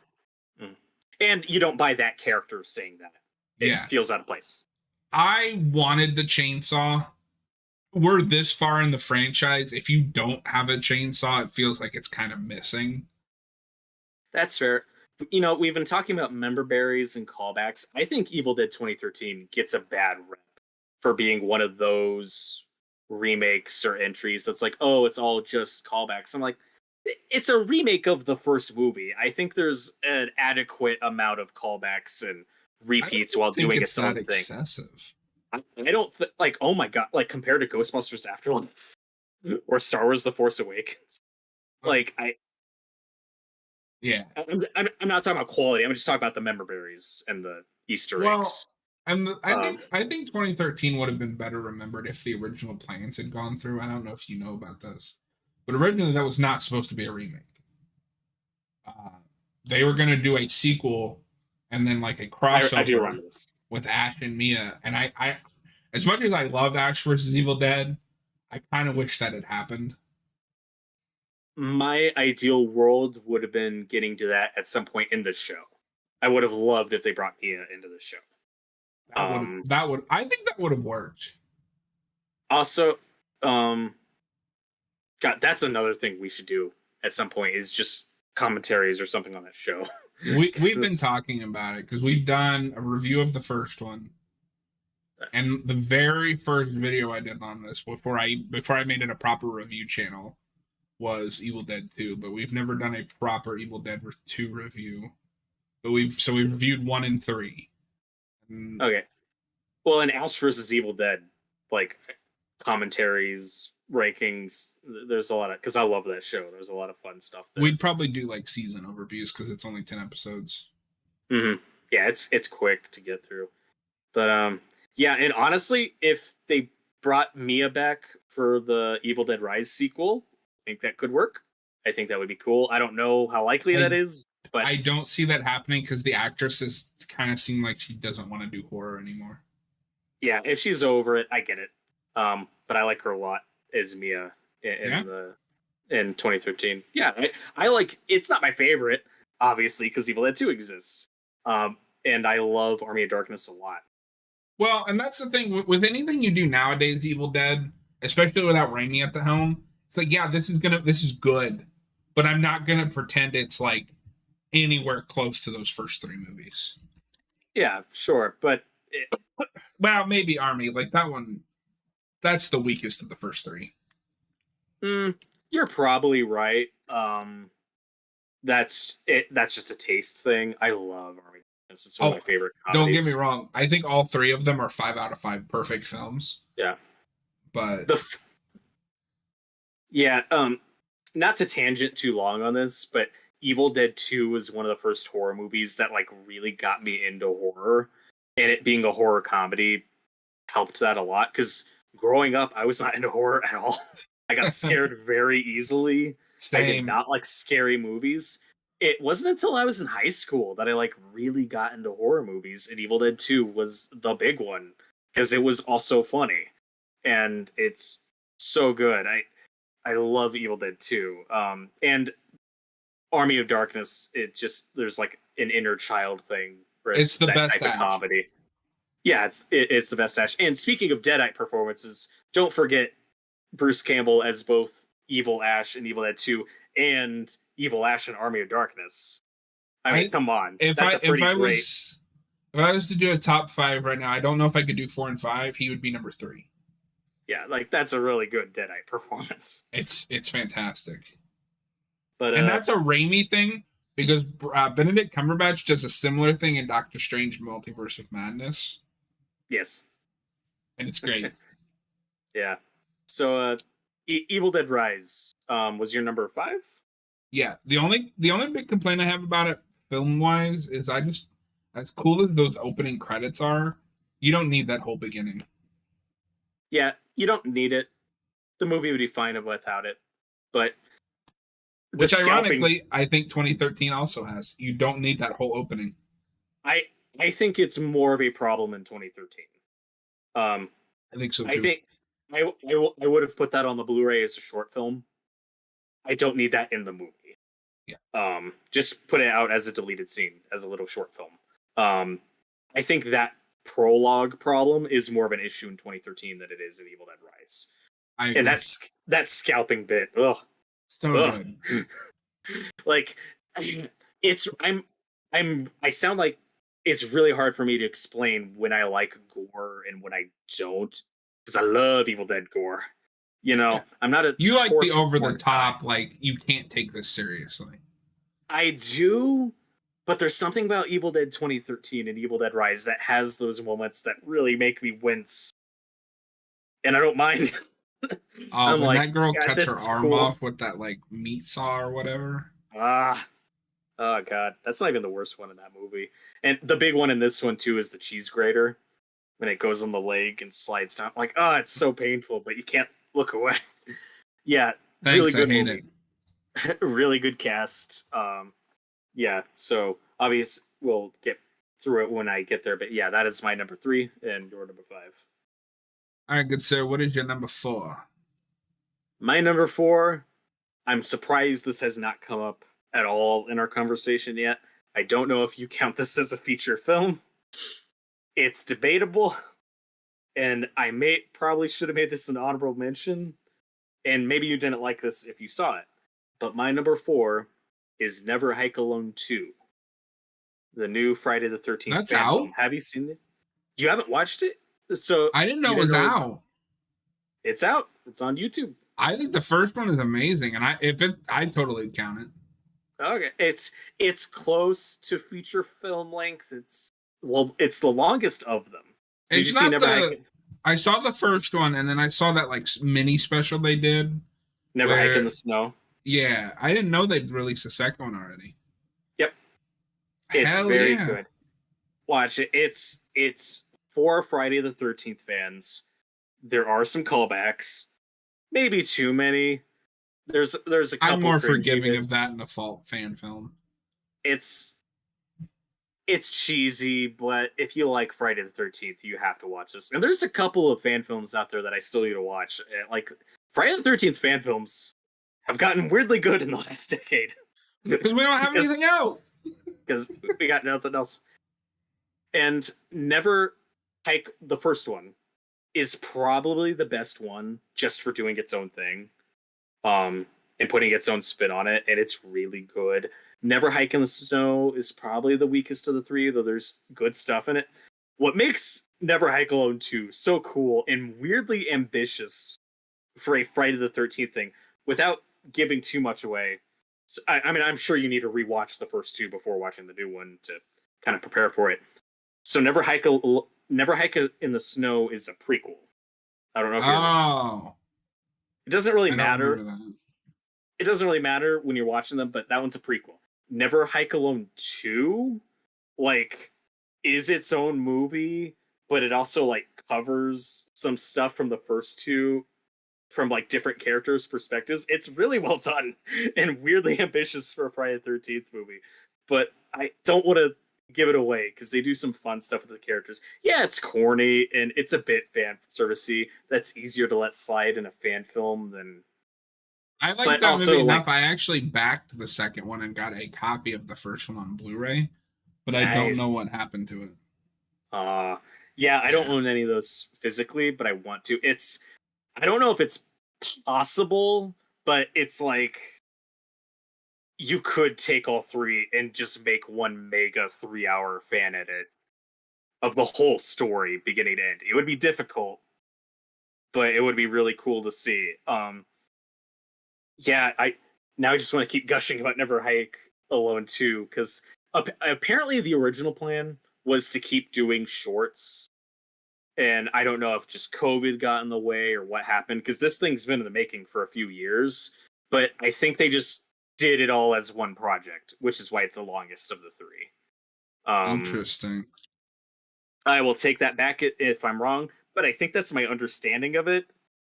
Is they wanted to do a bunch of shorts like the first two, but they ended up just doing the whole story as one big special. So for now, it's done. Like this is an ending.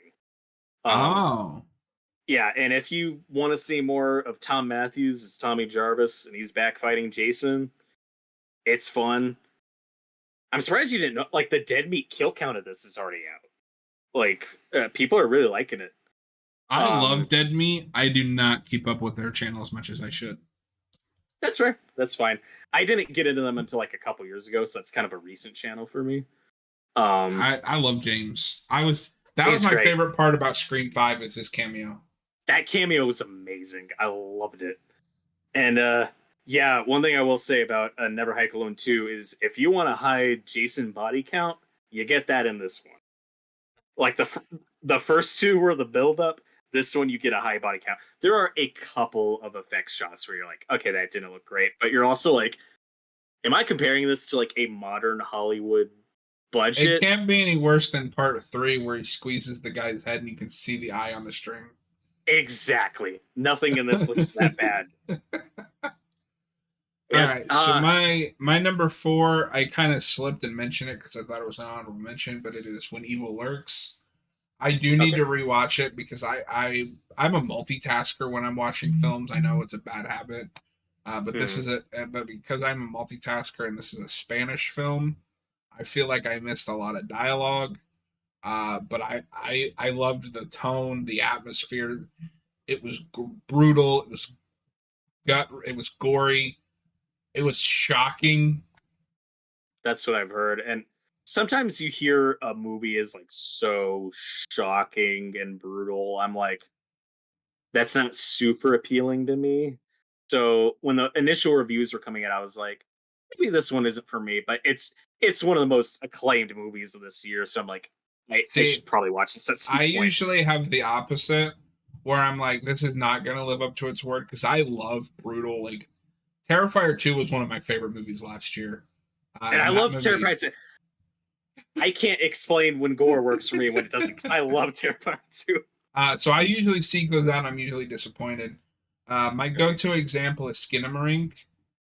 Everybody was saying it was like the scariest movie of last year or this year. I don't know. It like leaked last year, so people were watching it, and that's when I watched it. I thought that movie was dreadful. It's just a bunch of static images. I haven't seen it, so it definitely looked creepy to me. And it could just be a taste thing where my sensibilities and what I find scary, I'm like, oh, that's a movie I could actually. So, but I haven't seen it. Well, I might not like it. and I think I've there heard is some truth it's to very that because I thought it was it's very very polarizing. boring. But one of my buddies saw it in theaters and had to actually leave. It was affecting him that bad. Oh, So yeah. your mileage may vary. Me personally, because I don't really get scared by horror films anymore, I prefer to go to something like a Friday or Evil Dead that's going to entertain me before it scares me. Mhm. So if I you're get not, that. if there's nothing entertaining in your movie, I'm more than likely not interested.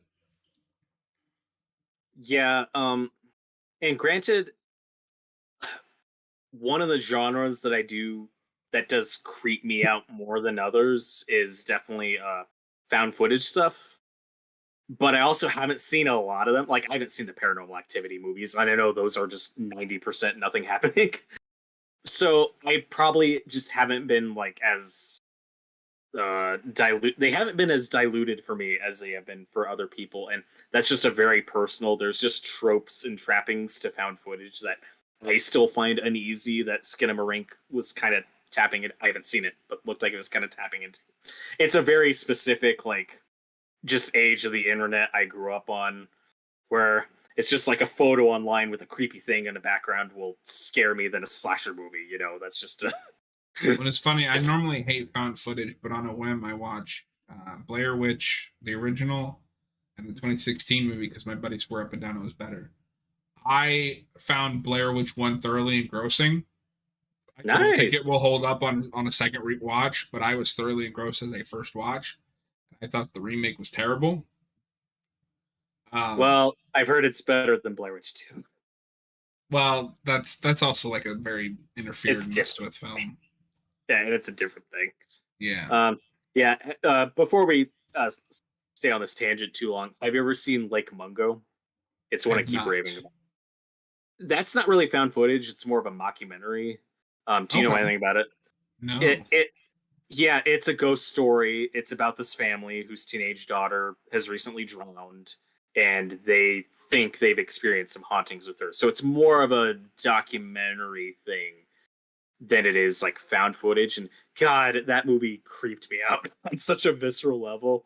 I'm sure the more, like any horror movie, the more you rewatch it, the more you'll soften to it. Where you're like, okay, this isn't scaring me like it did on first viewing. Mike It's one of Flanagan the gave it a 5 stars.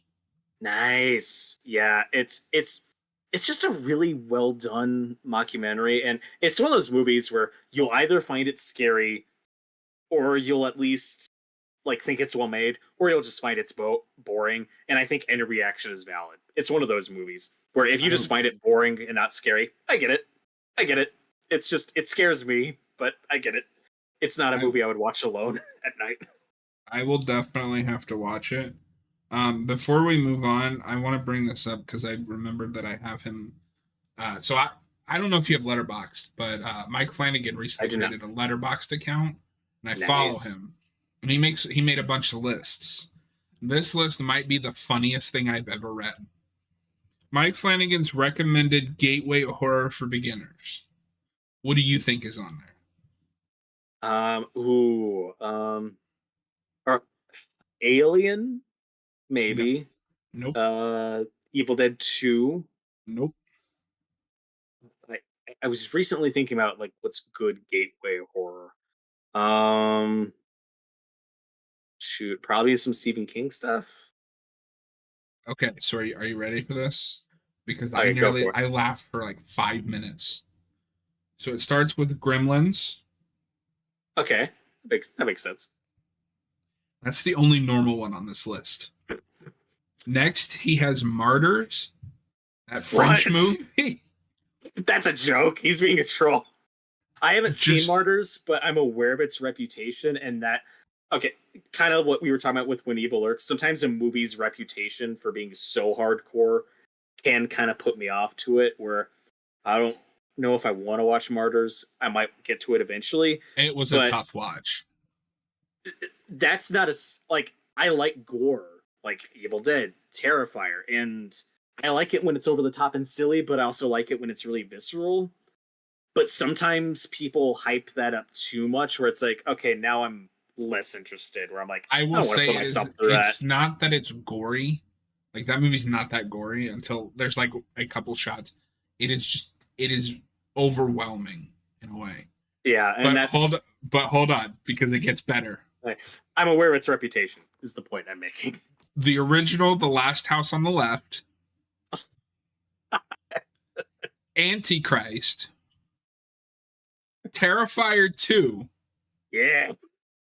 Cannibal Holocaust, Oh my gosh. and then quite possibly the one that broke me when I first read this. Can you guess what it is? Oh god. What's another one that made? Green Inferno, Hostel 2. Not even close. A Serbian film.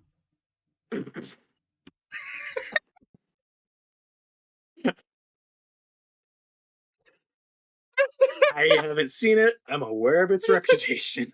That is the one movie I will never watch and will never be covered on the channel. I don't want to see that. That's fair. Cannibal Holocaust is on that list for me.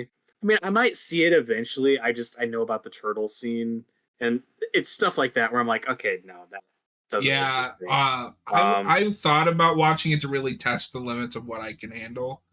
But Austin watched it and he's kind of telling me, he's like, I'm glad I watched it, but I also hate that I watched it. And I was like, I feel like I'm going to be in the same boat. I believe that Austin would watch that movie.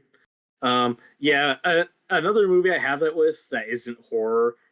Do you know anything about Pink Flamingos? Have you heard about that movie? Yes, that is So another movie I won't watch. I saw the big clip. I couldn't handle it. Me too. I watched the Red Letter Media review of it, and I thought, this is interesting. I'm not interested in watching it. Yeah, I saw the nasty dog or shit eating scene. I almost threw up. Couldn't handle it. Me too. There's a reason why it's one of their least viewed reviews. All right, so I said my number 5. What's your number 4? I did. Oh, you said number 4. Your number 4 is Never Hike no. Alone. You said yours was Never Hike Alone, and I said mine. Oh, what did your number? Then your number 3 was Evil Dead Rise. Yes. Okay, so we're back to me. Sorry, I lost where we were. So remind me what your 5, 4, 3 was.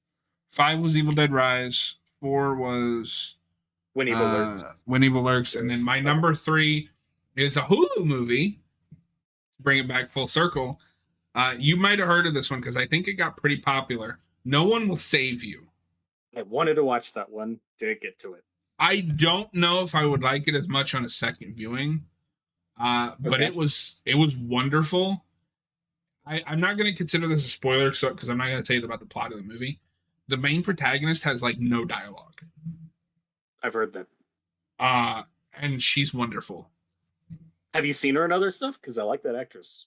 Yes. I am a big fan of that sitcom Last Man Standing with Tim Allen. Really? Yeah, I used to watch that. some of the humor goes a little too far in the political side for me. Yep. Same here. But I find it overall pretty enjoyable. I dipped out of that show after the second season. I think Okay. it's something I watched when I was younger. Some of it was okay. She was definitely a standout. Like you could tell. Like She this- gets some of the best storylines. Yeah, I've personal politics or whatever aside, I've always liked Tim Allen. He was I'm one a of my 90s kid. favorites. Me too. I am a 90s kid trapped in an early 2000s body. That is I'm my an curse. actual 90s kid, so I am a fake 90s kid. No, but I have seen every episode of Home Improvement. That's I gotta give me some love credit. Home Improvement. You need to watch some other episodes of Last Man Standing, though. I'll tell you about it. Remind me after stream. I've seen the crossover. I was interested in that one. Okay. So I've seen that. But this actress, I'm going to try to keep it on track at least for right now, and then we can talk about that after. But this actress is also going to go on to be rumor. This is rumor, and this is another show I'd love to talk about if you have or haven't seen it. She is going to be Abby in The Last of Us, supposedly. Yeah, that's not confirmed yet. I think that's interesting. Well, that's why I said it's a rumor. Yeah. Oh, okay. Sorry, I missed that. Jeez, don't you listen? No, I can't. I'm still thinking about Exorcist Believer. Oh no! It's ruined me forever. Truly No. a fate worse than death. Yeah, she was my top choice for Ellie. She was a lot of people's top choice for Ellie. And then I think she just outgrew it. Like they wanted an actual teenager, which I respected, and I thought Bella was great. Obviously, that's a whole big topic for another time. Just full disclosure, The Last of Us is my favorite video game of all time. If you want to call me a casual video game fan, that's fine. I've played a lot. I'm not a hardcore gamer. I have played many games, but that one's my favorite. No, It'll it is always in be my that. top 5, and I am a hardcore gamer. Yeah, and- We actually started a playthrough on the channel way back when. We never got through it. I would love to pick it up again. I don't stream games very often anymore. But this is the last bit of this tangent that I will go on. We need to do a discussion either on the game or the show at some point. I want to do a speculation discussion on what they could do with season 2 because I have a lot of opinions on I that. am so down. I want to do a okay. season 1 discussion before we do that because I've all I've done on the channel is the pilot. Okay. But because I have a lot of problems with that first season, but a lot of stuff that I like too. Okay, I like the first season lived. I really like the first season. I don't love it as much as the game, but like that's impossible. Yeah. I don't criticize the show for not liking. Like I love the game. I like the show a lot. We don't need to get into it now. Say this for that time, but I like the second game. We I'm might gonna differ. throw out a hot take here. The second game is just as good as the first one. I don't think that's a hot take at all. That is a very And polarizing game. this a lot is of where I'm people going love to it. piss a lot of people off. 90% of the people that are upset just read the leaks, made up their mind, and then didn't give the game another chance. I agree. Yeah. To not linger on it too long, I will say the only thing that holds me back from loving the second one as much as the first one is, besides the fact that it's just a lot longer and it's a lot to get through. You know, it's not as replayable for me as the first one is. The ending I called pretty early. The ending of the first game surprised me and stuck with me in a way very few endings have. I called the ending to the second one pretty early on. I knew where we were going. Two's biggest Which is issue fine.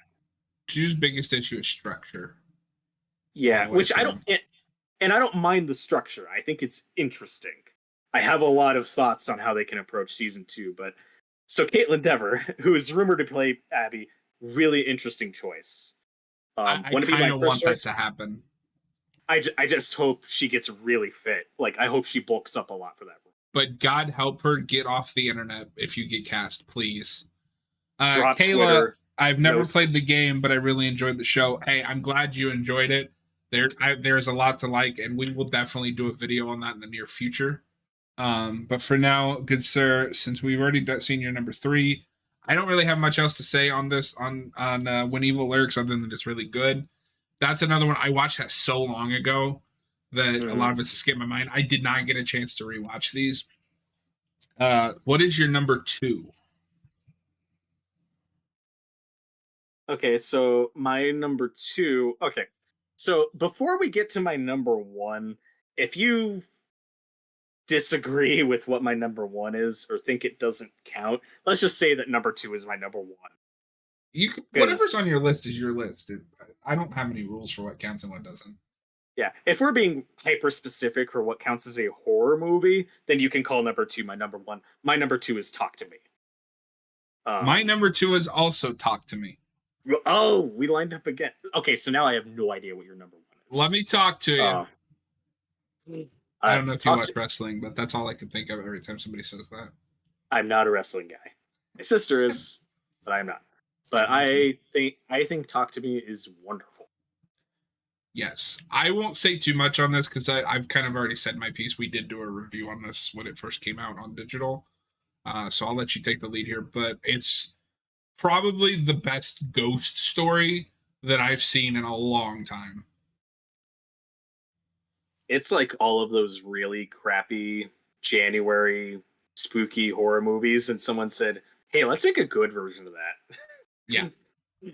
Like that's what it is. Because you hear the premise and you're like, okay, I guess that's kind of interesting. But it's just it's very well acted, very well shot, very impressive. The opening scene's one of those long takes that I love. I know they're overdone and super popular now, but a well executed long take is a well executed long take. That's an effective prologue. Yeah. And I don't find any of it particularly scary, but I will say the characters are good, so I'm with it. Yeah, I don't know if scary is the right word, but it did unnerve me. It did stick with me. Just like on hands scare you. Yeah, I think of the hands. No, there's some effective imagery, but it has some of that visceral Evil Dead effect, but one with considerably more sympathetic characters. And when bad things happen to people in this movie, you feel it. And it sucks. It is hard to watch. Horrible. There's only one bit, and you may disagree with me, which is fine. It involves an eye. I didn't need that. I could have cut that. I'm just kind of indifferent. That's one of those like, worse. That one got me. And it was like, oh god, that's painful. But that one went just a little too far for me. Just a little bit. Now I really need to show you. There's an Italian movie. I think it's called From Beyond. I think it's Fulci. It has quite possibly. No, it's not From Beyond. It's The Beyond. There's From Beyond, which is the Lovecraft movie, which I have seen, which is great. And then there's an Italian movie called The Beyond by, I think it's Fulci, and it has single-handedly the grossest thing with an eye I've ever seen. Yeah, those Italians didn't fuck around. Yeah, it wasn't one of the zombie movies. It's kind of a piece of wood, or is it very similar? That's Zombie 2. That's what I'm picturing. That's what I'm picturing. Is the wood. That's Zombie 2, or Zombie here in America. Yeah, it's so confusing. But yeah, Talk to Me, I think, is great. It's a really good ghost story, possession film. This is how you do a new possession film, but do your own spin on it, make it fresh. The titles are really... It's one of those great titles that has a lot of different meanings without getting into a specific, but the lead girl, like, her father just wants her to talk to him, and she doesn't. It's a really good title where a lot of these characters could be saying "talk to me," but the movie's smart, so it doesn't draw too much attention to that. Yeah. because it's literally called Talk to Me because it's a possession thing where you need to say talk to me to let a spirit in you to communicate with the dead, and it's all fun until they want to stick around and mess with How, you and people. how do you feel Also, about the ending? Because I thought it was kind of brilliant. brilliant seems strong. I think it works. I can't say it called it. I wasn't halfway through the movie thinking, oh, this is how the movie's probably going to end. But when the movie ended, I was like, this is disturbing, this is effective, and it feels right. It I feels love a right good for this twist. movie. Yeah, I feel like I've seen similar things elsewhere, but that's not a Probably. criticism. That's not a criticism. It is a very well executed ending, and it's like the movie earns this. Uh, Without getting into details, if it's a happy ending or a sad ending, I think the movie earns where it leaves off with choices that characters make. And man, also, have you seen Society? I started it. I really need to finish it because I was really liking what I saw. Oh, do you know about the shunting? No, No. I'll watch that this weekend. It's so good. Hmm. Yeah, this Stop movie th- th- this movie turns into Society for like a minute.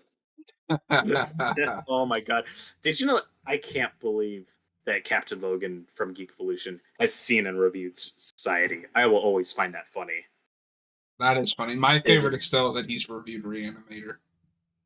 oh, Reanimator is a kids' film compared to Society. That's Oh what my I've heard, and I'm gosh! excited. I mean, okay, depending. Okay, there's a lot more. Granted, there's more graphic nudity in Reanimator, so it depends on what you're weighing. Like Society is a special experience, a very gross movie. But yeah, so talk to me. Both of our number two, great movie. Great movie. All right, good sir. Satisfy my curiosity since we both had the same number two. What is your number one? Well, this might be our number one or same number one, unless you haven't seen. Well, based on what you said earlier, I'm guessing this didn't make your list, or you haven't seen it yet, or you don't count it, which is fine. But my number one is my favorite movie of the year, Godzilla minus one. I haven't seen it yet. So this is There is another one where I'm going to ask you to keep spoilers out just because I haven't seen it. But I am very excited. I think there's enough of horror in it that it counts. No, There's I totally count that. We actually reviewed the original on the channel way back in the day.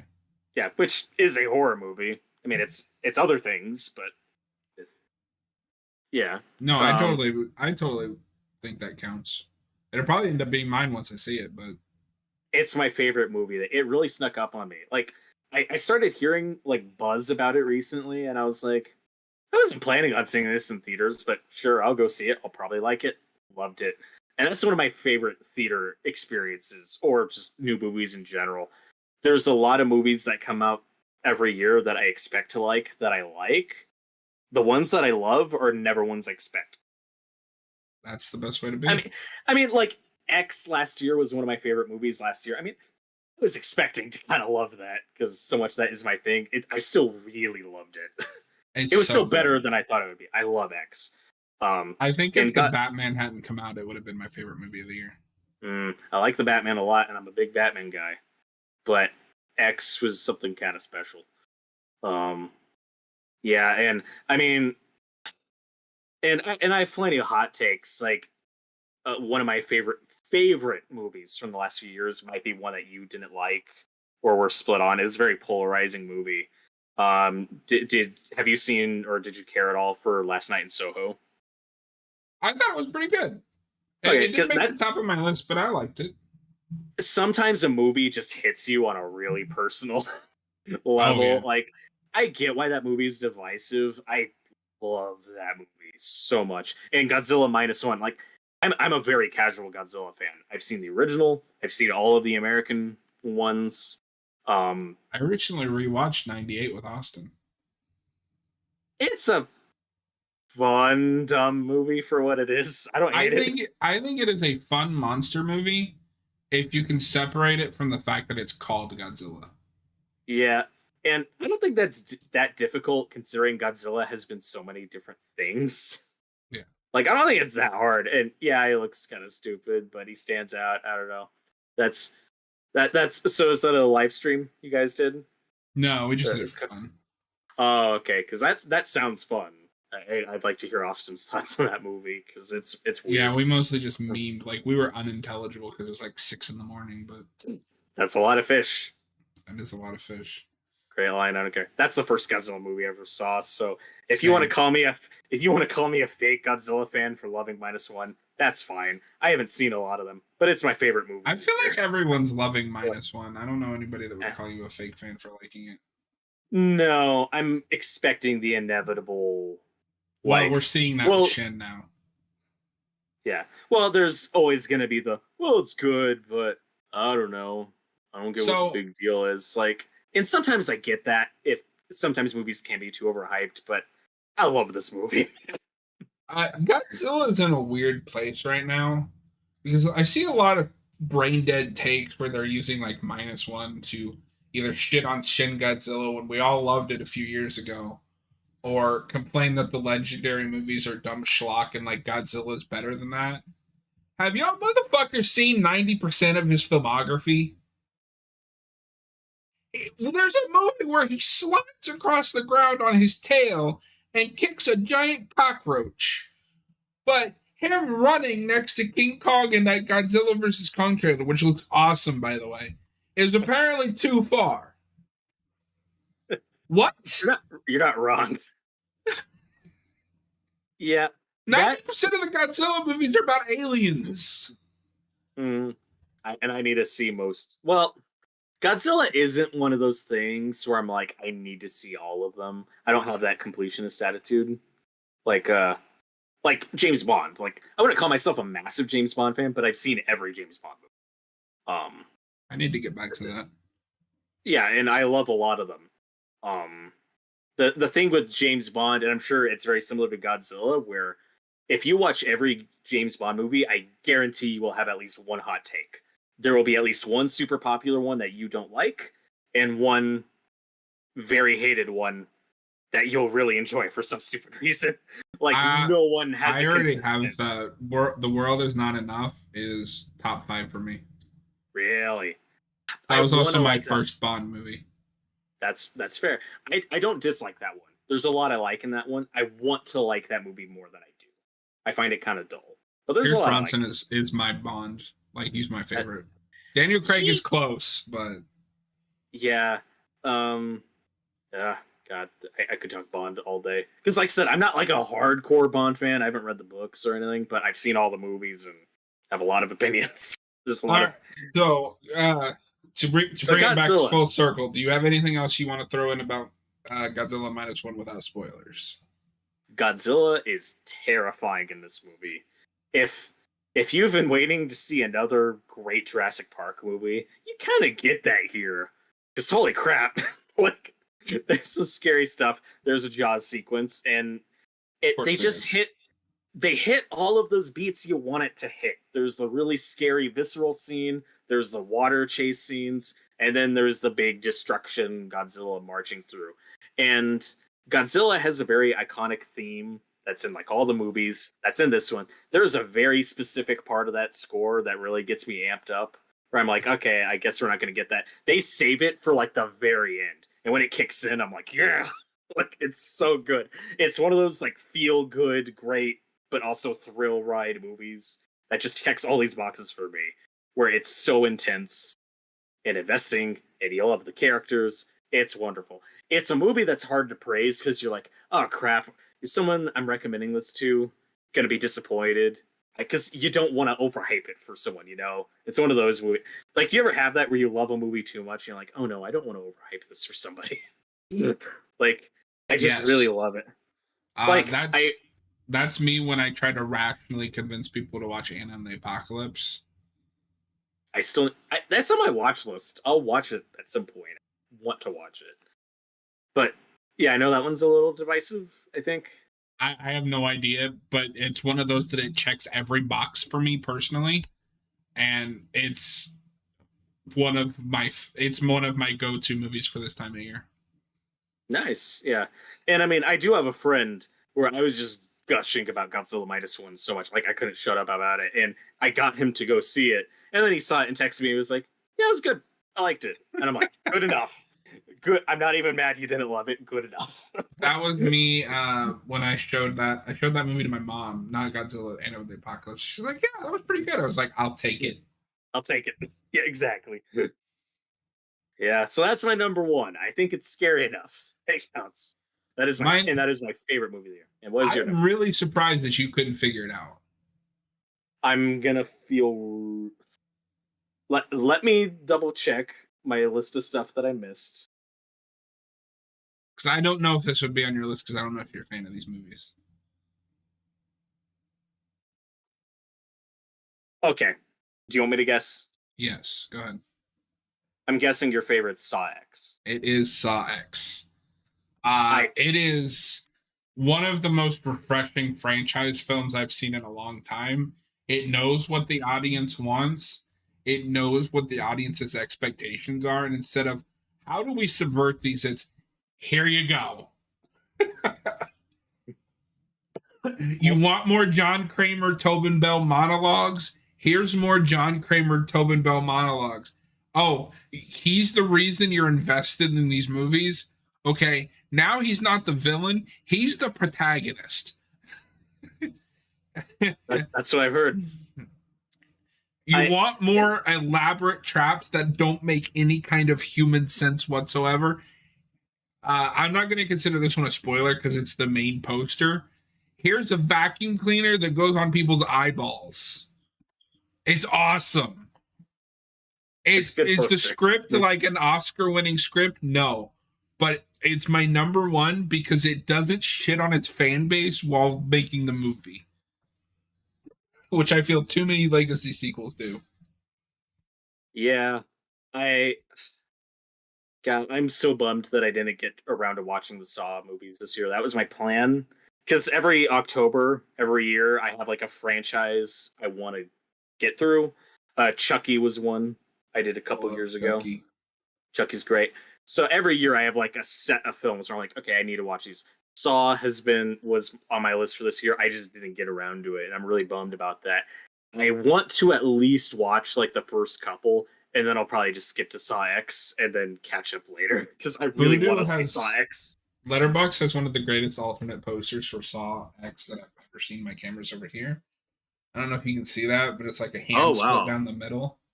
I haven't seen that poster before. That's surprising, but that looks cool. Yeah. No, Saw X is wonderful.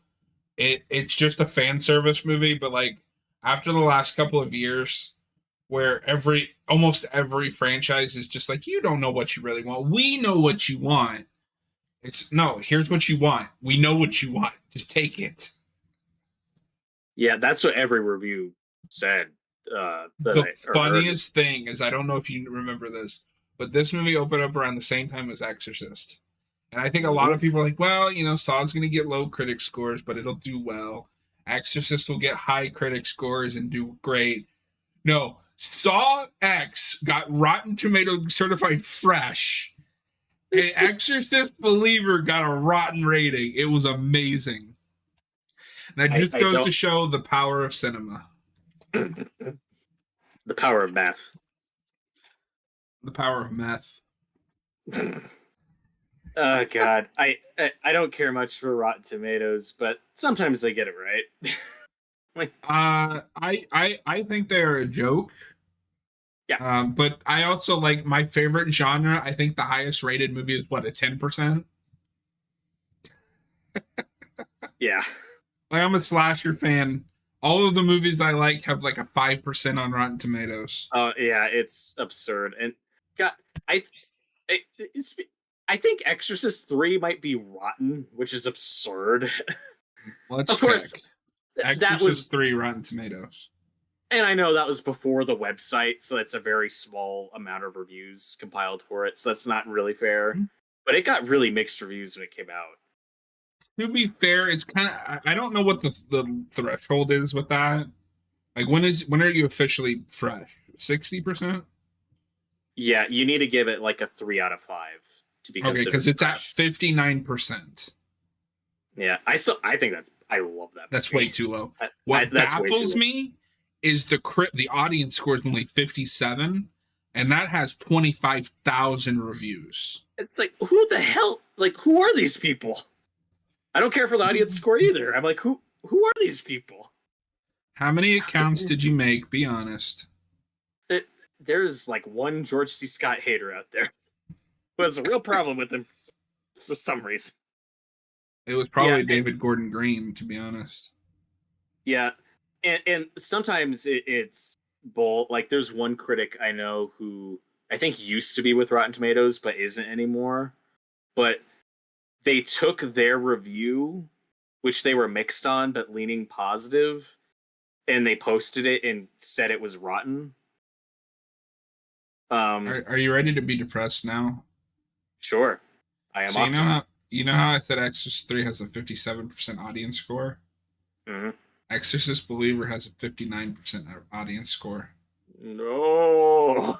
What? People Why do suck. people like that more than 3? What the fuck? Granted, it also has like a quarter of the amount of reviews, but yeah, well, Exorcist Believer is faster paced and has more scary stuff in it. gotta keep up with the TikTok crowd. Yeah, God, we could have gone on about Exorcist Believer for like another, like the awful sound design in that movie. It's like, I'd hey, have to watch it again, and I you don't can't want just to. you can't just have a creepy face. It needs a loud noise. Spooky noises scare me. So, Also, have you ever walked up behind a person and just grabbed them on the shoulder violently? of course, that's how I greet everyone. I'm like, well, it's an Exorcist Believer, and I'm like, why? So, do you have any final thoughts, or how do you say, how are you feeling about this year for horror films?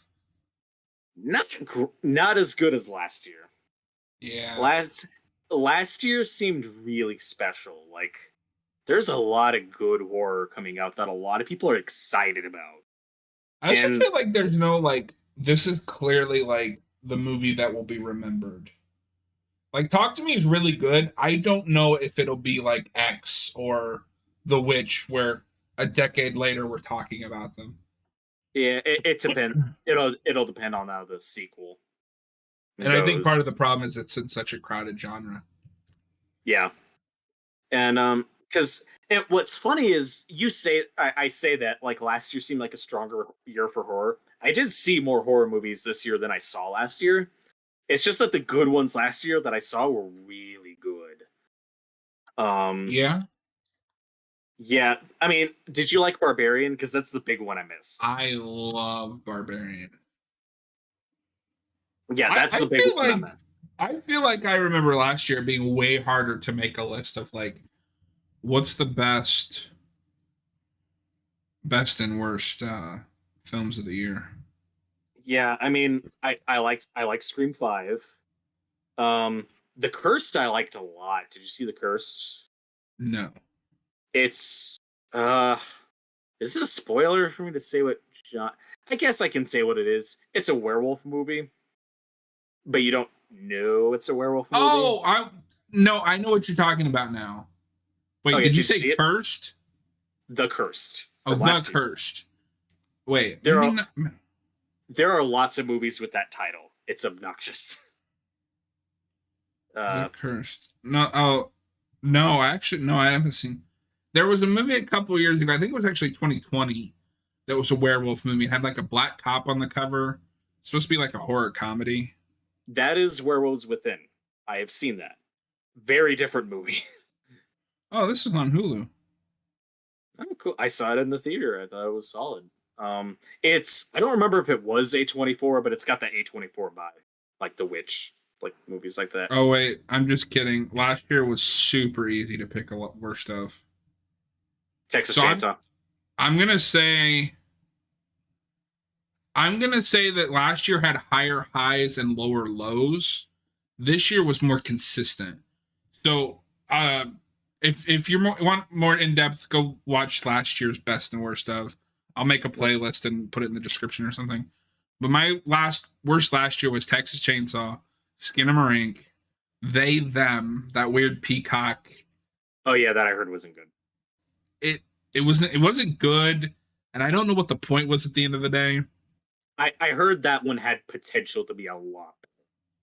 Like Yeah, they I mean, wasted an interesting premise. yeah. So the thing is, like, it's a slasher movie at a gay therapy camp or whatever, right? I'm not gonna get into how I feel about that, but your story is right there. Yeah, there's a really good movie there. Slasher wouldn't be my go-to, Yeah, depending on the it tone. it's a little Like, tasteless. yeah, that's your risk. Is like this could come off Uh, like this is a Fi- serious issue. Firestarter Heard that was bad. and Halloween Ends Okay. versus my top five for that year were X, Barbarian, Terrifier 2, Pearl, and The Black Phone. Higher highs, lower lows, not as consistent. Uh, I like Nope a lot. Um, I don't like Jordan Peele. I have okay, discovered I don't like Jordan Peele. It's sad, okay. but I like all his movies. he's So a I guess we're the hack. opposite. I like his movies. Yeah, I like Nope and Prey. I thought was cool. I think Prey that was counts. wonderful. In a weaker year, if that had come out this year, that would be a top five movie. For sure, definitely. I mean, liked the Hellraiser reboot well enough. I missed that one. I mean, I love Terrifier 2. I don't know where I'd put it compared to some of those other movies, but I love Terrifier 2. If you like Hellraiser, you should check out the remake just for the second half. Yeah, I'll get to it. That's another franchise where I'm like, I don't have it in me to watch all those. I've seen the first Hellraiser. I That's really all you liked it. need. That's all you need. Trust me. There's enough where I'm curious about like 2 through Okay. 4. So watch 2 is okay. I'm my hot take is that I like 2. I think it's kind of boring. I love 3. It's terrible, but I love 3. They just turned him into discount Freddy Krueger, and it's wonderful. My favorite one liner might be, so he like pops up and kills someone, and this guy goes, Jesus Christ, and Pinhead looks up at him and he talks in that like really dry, not quite. So dumb. Four is interesting because that could have been so great, and then it Yeah. wasn't. I'm aware of some of the backstory. So those are the ones and the new reboot that I might check out at some point. But anything in between, I'm good. I don't think I need to watch them. All right, so call me a fake horror fan. I'm not I've seen them all. I would actually drive people away from everything after 4. All right, so we're gonna call the stream here. This has been great. I definitely want you to come back and do some more stuff. Thank you. Next week we're gonna do our top 5 Christmas horror. Yeah. I think that'll be pretty easy. There's a couple of movies I got to rewatch here and there, but I'm excited. Hopefully Torgo will be back soon, and then at some point in the near future, I definitely want to do some Last of Us stuff. Maybe we can pin the season 2 to, like, speculation at the end of the review for season 1, or we'll make 2 videos. Who knows? But until next time, as always.